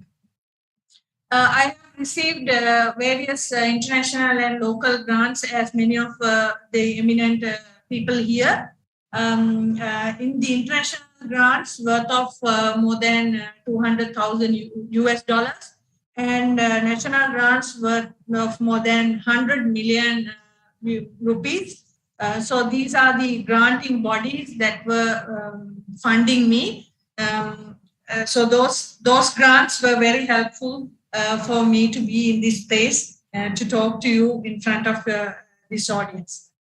Contribution to scientific committees, I'm in the expert committee, and I was in the MT New Diamond Express committee as well when we had the oil spillage. One of the very controversial committee, I had to be in COVID-19 disposal of death. Even today, I'm suffering from this particular committee.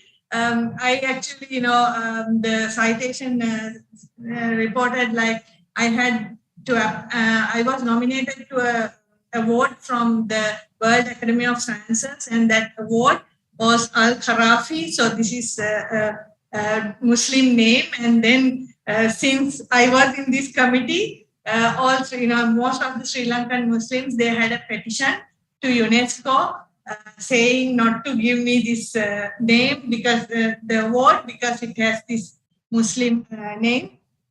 But finally, I was able to get that award because it was based on my scientific contribution, not because of the committee involvement or anything.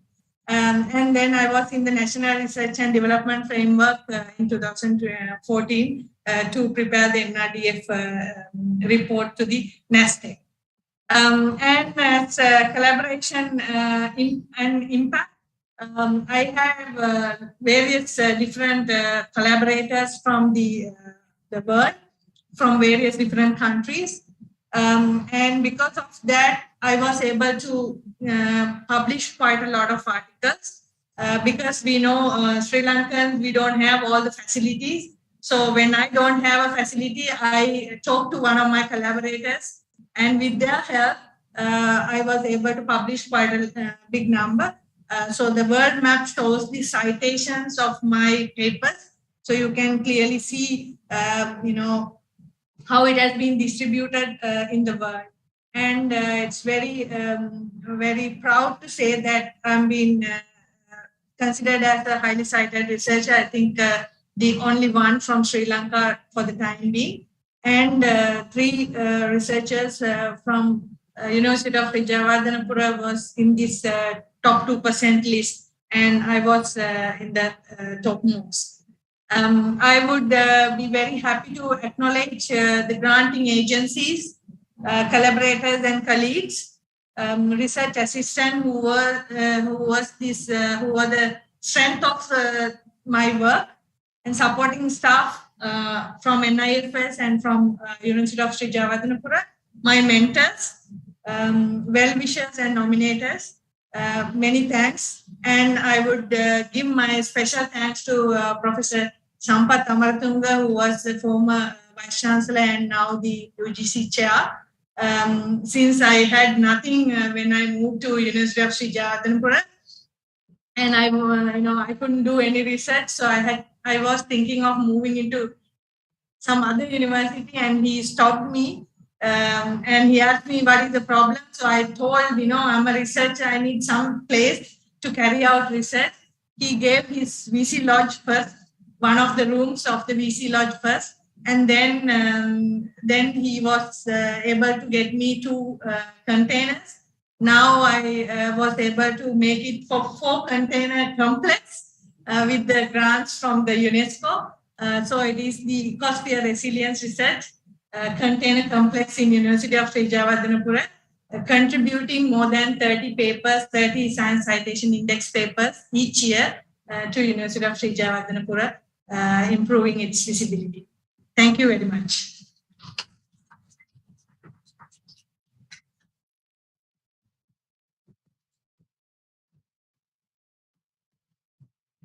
I hereby solemnly promise to promote the aims and objectives of the National Academy of Sciences of Sri Lanka and serve it according to its constitution and rules, and participate in its activities to the best of my ability. Thank you.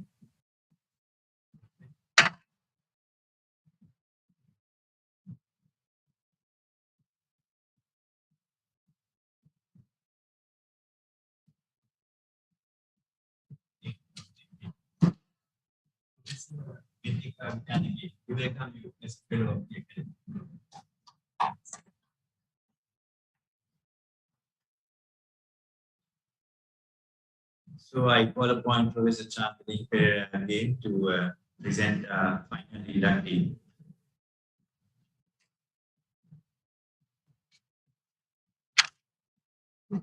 The President, Fellows of the Academy, it's a great pleasure to introduce an eminent political scientist out of my discipline, Professor Kamala Liyanage, today at this induction ceremony.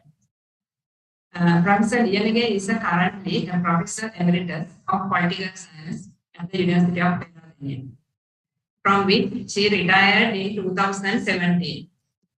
She obtained her master's degree in political science from University of Pennsylvania and her PhD from Keio University in Japan. She studied in both in Tokyo University and Keio University for more than 6 years. Professor Liyanage has more than 4 decades of experience in working in various academic and non-profit venues at national and international level. She has obtained many prestigious scholarships such as Mombugakuto, Japan Foundation, JICA, Commonwealth, and Fulbright to study abroad.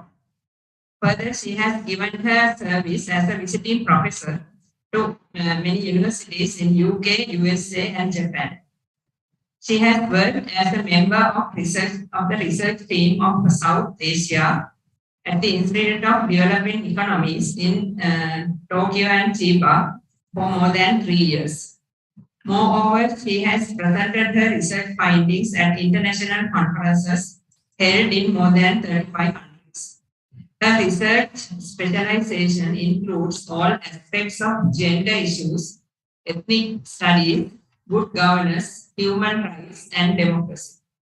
She has long-standing interest in women's issues and directed more than 25 groundbreaking researches on many aspects of gender issues. Professor Lianage remains active in research and publications and continues in her retirement to be an active scholar and researcher. In recognizing her contribution given to develop research studies and to strengthen relations between Japan and Sri Lanka, in 2020, she was awarded the most prestigious Japanese award, Emperor's the Order of Rising Sun Gold Race on Neck Ribbon. So I present Professor Lianage virtually today to be inducted as a Fellow of the Academy.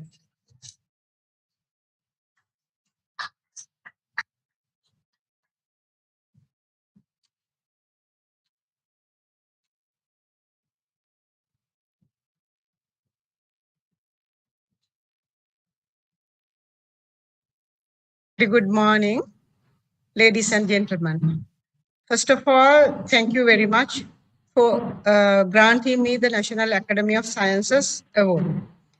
In my brief introduction, today I will just give some information on my academic achievements, research activities, and contributions done to national and international development. I graduated from University of Peradeniya in 1976 and completed my master's and PhD in Keio University, Tokyo in 1991. Apart from that, I have completed two advanced developed diplomas in human rights and in conflict resolution in France and Sweden. Also, I have followed successfully a postdoctoral special course in advanced feminist studies in London University. For this, all my postgraduate studies, I got about 11 scholarships or fellowships. Most of them are from Japan and very few are from Sri Lanka also. And based on these postgraduate studies and later my research activities, I have already published about 12 articles in refereed journals. And at the same time, I have published about 20 chapters in edited books and 21 books and monographs. All these academic publications are not only related to political science and public administration. They have covered a number of areas. Of course, they are related to power and politics. But I have studied mainly on gender studies, women and power relationships, good governance, ethnic conflict and conflict resolution, human rights, public administration, and Sri Lanka, Japan, bilateral relations. And those publications are on varieties of subjects related to political science and administration. I think due to these research activities, I have been able to obtain about 9 foreign postdoctoral fellowships. They are internationally very prestigious ones, mainly from Norway, Norwegian Higher Education Development Program, USA, Fulbright Program, and Commonwealth Program.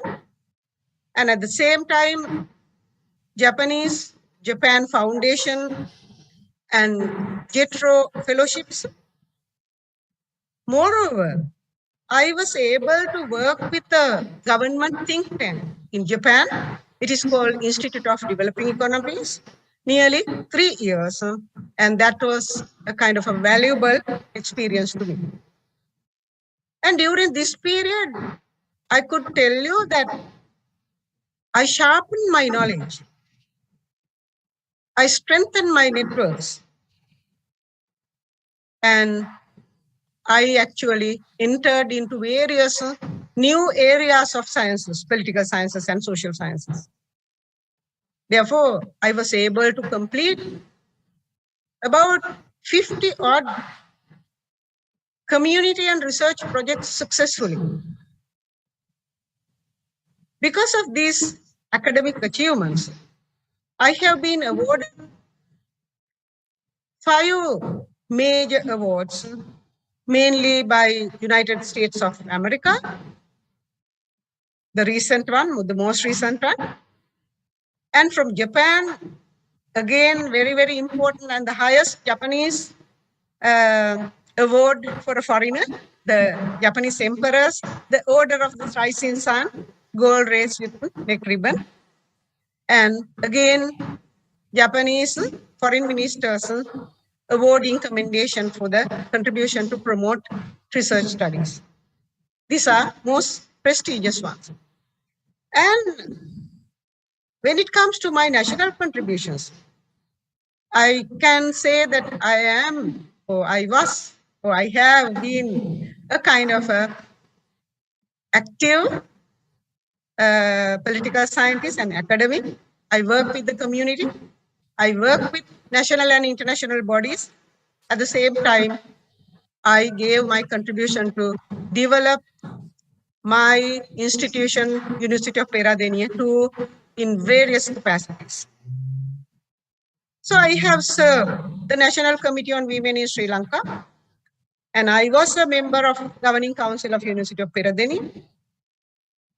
I was a member of National Council for Advancement of Social Sciences of the UGC, resource person to Sri Lanka Institute of Local Government for many years, and serve as a National Executive Committee member for Ministry of Housing and Poverty Alleviation. And still I am working for the Human Rights Commission of Sri Lanka as a researcher, trainer, and a policy drafter. And internationally, I have given my service to Commonwealth Association of Universities and Asia Pacific Women's Development and several other organizations. I mean, this is the kind of a very brief summary of these 2 areas. But I would like to emphasize more on my struggle in my profession or my career. In 1974, when I started doing political science as a major, it was considered as a masculine subject. Even we were kind of discouraged by some of our teachers not to follow that course, since it is masculine and there were 21 boys and only 4 young ladies in the same class. So from the beginning, I tried to search for women in political science. During this 4-year course, and during my master's and my PhD and my postdoctoral, work in various universities in foreign countries mainly, I tried to find women in political science. I realized the concepts, theories, ideologies, teachings, everything in political science have been done by men, for men. And of course, women were invisible.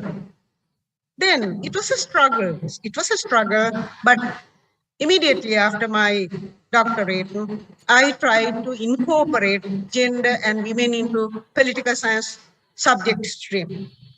I was, to a certain extent, successful in incorporating new courses, new research areas, and training many students, not only women, male students, female students, and sending them to various international organizations for training and for even employment later. and pushing them, motivating them to do the research and community kind of projects in gender, or on gender issues. Then, of course, after 1990s, I start my struggle, the second phase of struggle, to search for women in politics, party politics in Sri Lanka. I have done a research in 1984, when I was very, very young, on women's parliamentary politics in Sri Lanka. That became a kind of a turning point. By that time, unfortunately, I could not find literature in Sri Lanka on that particular research topic or the title. Then, of course, I continued my research even when I was in foreign countries. I expanded it. I did work on national parliamentary women's role and provincial women. How about their representation, how they have lobbied, why they are having a kind of a minimal representation in national, provincial, and local level elected bodies and trade unions and other kind of, civil society bodies. Why women, though they are 52% of population in Sri Lanka, why they are not really representing in those kind of bodies? And I compared those qualitative and quantitative representation and participation with some foreign countries. And there I realized the research contribution is not really sufficient. Then I started training community women and making them politically empowered and lobbying and advocacy. So I have gained a lot of kind of achievements in these both areas. But if I really give you only the key areas, one major thing is establishing of women's parliamentary caucus in Sri Lanka because of our push and our initiatives. And again, introducing a certificate course on empowering women, especially for community women and Pradesh Sabha level women, with the support of the Gender Initiative Unit in the Faculty of Agriculture. And the last one is the recent one, 2017 Local Government Election Amendment Act number 17, and introducing a gender quota for local governments in Sri Lanka, 25%. So, if I really speak a little bit about my human rights research is also, I can say that they are also not really lying in libraries.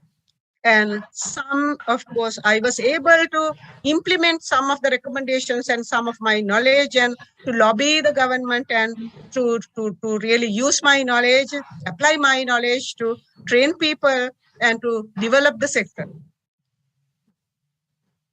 And in 1997, I started working with the Human Rights Commission.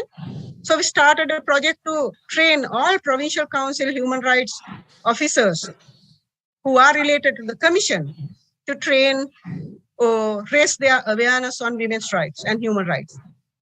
We did it successfully. And as a result, 3 of us, we published a huge manual with UN bodies support as a training manual for all human rights officers and human rights activists in Sri Lanka and in other countries. It has been translated into English and Sinhala and Tamil too.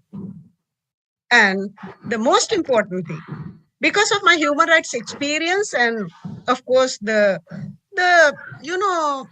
name or the kind of experience I gained from international and national arena, and at the same time, the trust that I built up with some international and national bodies, I was able to get a fund worth 5 million rupees from Canadian CEDA, and I took initiatives to establish the Center for Study of Human Rights in University of Peradeniya, not as a arts faculty center, but as a university center. So still it is functioning very effectively. Then the next area is the sexual and gender-based violence and harassment, mainly in the higher educational sector or institutions. If you go through my CV, you can see that about 10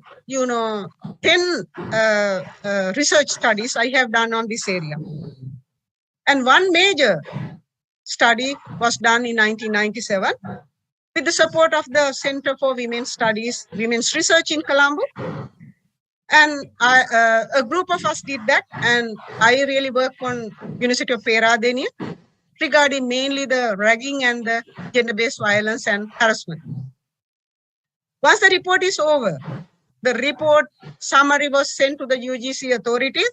I was highly criticized. It was a turning point one way, but however, it was an eye-opening at the same time. But I knew it was a kind of a challenge, but I continued my work. And there are some other people also started doing similar kind of work in their own universities and at national level too.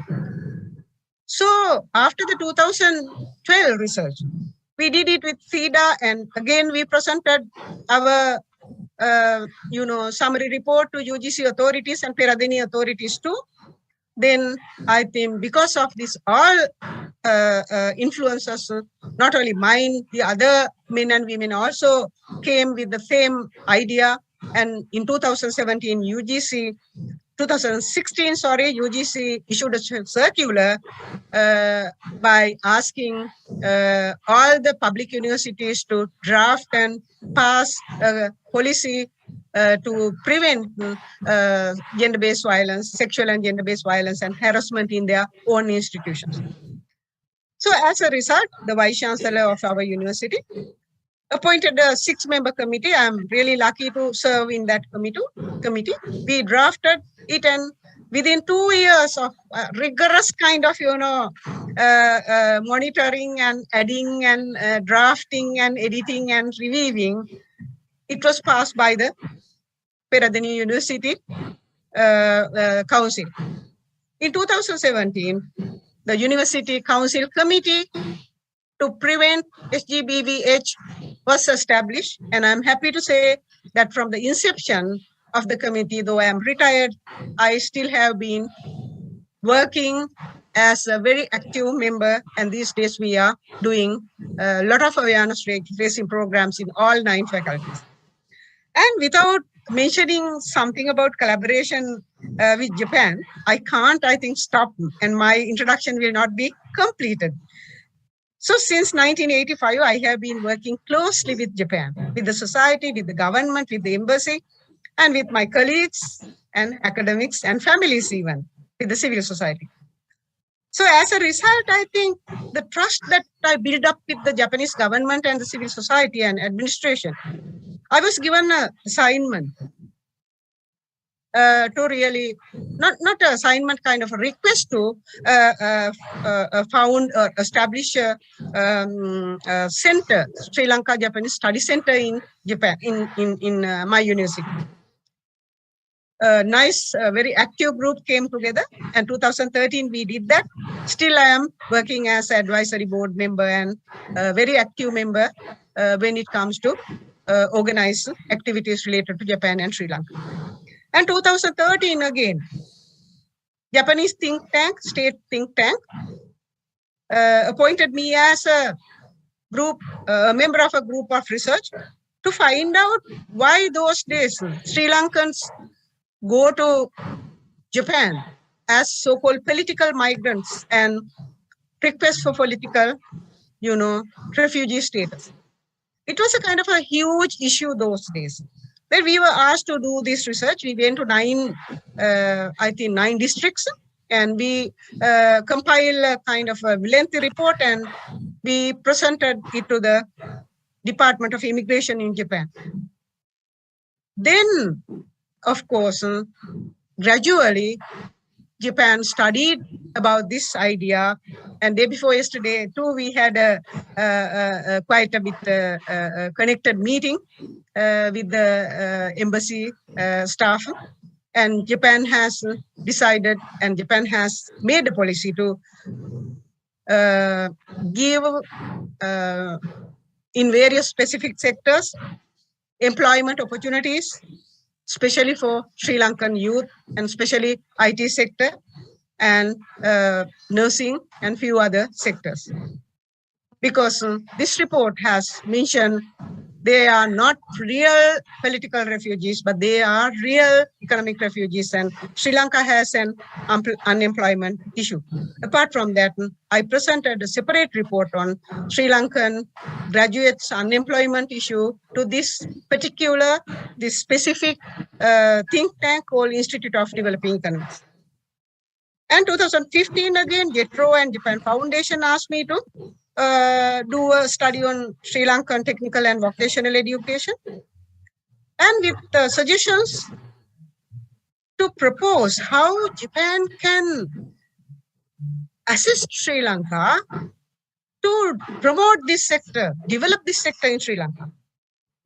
I did that, and I presented the report in Japan to the Department of Labor and Education. As a result, recently, I was informed that the private sector has come up, and in 2019, IT private university with Nippon Lanka BITS Corporation, with the support of that, they have already established. So this is the kind of, brief introduction regarding me. And I would like to say that though I am retired, I will give my contribution to national as well as international development, probably not in a similar way, but in different ways, according to my capacities. So I will take this opportunity to give special thanks to several professors, and especially the chairman and the president of the committee, Professor Namal Priyantha, and two professors, Professor Chandani Pereira, Professor Payanti Navaratna, for proposing me for this prestigious award, and all the members of the boards, and at the same time, the people who are listening to this introduction. Thank you very much.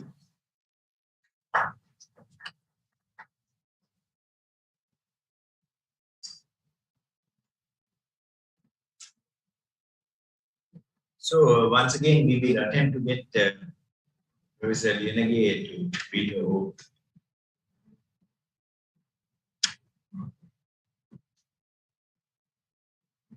Okay, thank you very much, and sorry for not attending the meeting physically. The oath is, I hereby solemnly promise to promote the aims and objectives of the National Academy of Sciences of Sri Lanka and serve it according to its constitution and rules, and participate in its activities to the best of my ability. Thank you very much, professors and all the fellows. Professor Kamala Lianage, we welcome you as a fellow of the Academy. Thank you.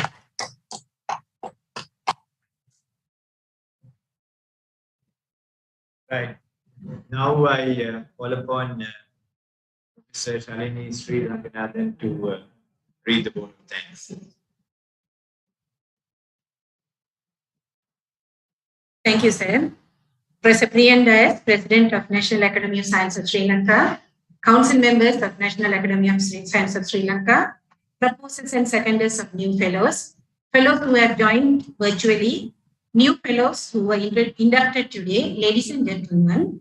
As the Assistant Secretary of the National Academy of Science of Sri Lanka, it is my privilege to propose a vote of thanks on this occasion, since the General Secretary, Professor Namal Priyantha, is unable to be here physically due to a health issue. The induction ceremony is one of the grand occasions of the Academy, which also gives an opportunity for the fellows to socialize and exchange scientific ideas. However, due to the COVID-19 situation, we have not been able to have this particular induction ceremony completely physically last year as well as this year. However, we are glad that we were able to successfully hold this induction ceremony today as a hybrid event with 11 inductees. Behind every successful event, there is a great team, and I have been given the pleasant task of thanking them on behalf of the Academy. Let me begin with expressing our gratitude to the President of the National Academy of Science of Sri Lanka, Professor Priyan Dias, for the guidance and motivation, without which this occasion would not be materialized. Well, an event like this cannot happen overnight. The wheels started rolling weeks ago, It requires meticulous planning and a bird's eye for details. Permit me to convey our sincere appreciation to the General Secretary of the Academic, Professor Namal Priyantha, who not only did all the planning, but executed them as well. Though he is not physically present here today, we can sense his presence everywhere from the podium to the refreshment table. I take this opportunity to thank Professors Jennifer Pereira and Nadira Karnavira, who voluntarily extended their support to organize this induction ceremony, and the council members of the Academy for the motivation, support, and valuable guidance. I also extend my sincere thanks to the new fellows, their proposers, and seconders who took the effort and time to nominate the respective new fellows. Fellows who have joined the sessions virtually, and all those who are present here physically, your presence and participation make this event a great success. A big thanks to the National Science Foundation for providing the necessary facilities, the chairman, the director general, the IT team headed by Mr. Madhava Pereira, administration division headed by Mr. Pradeep, and all the personnel in the NSF who contributed to make this event a successful, highly appreciated. Last but not the least, you would have seen Ms. Tama Jayasegara, who was seated there, who is the secretarial assistant of the NSSF office, who had given her immense support in conducting this event this year as well as in the previous year. My sincere thanks also go to, if I have not mentioned specifically by name, thank you all of you for being present and participating in this session. Thank you very much and all the best. This induction ceremony is over.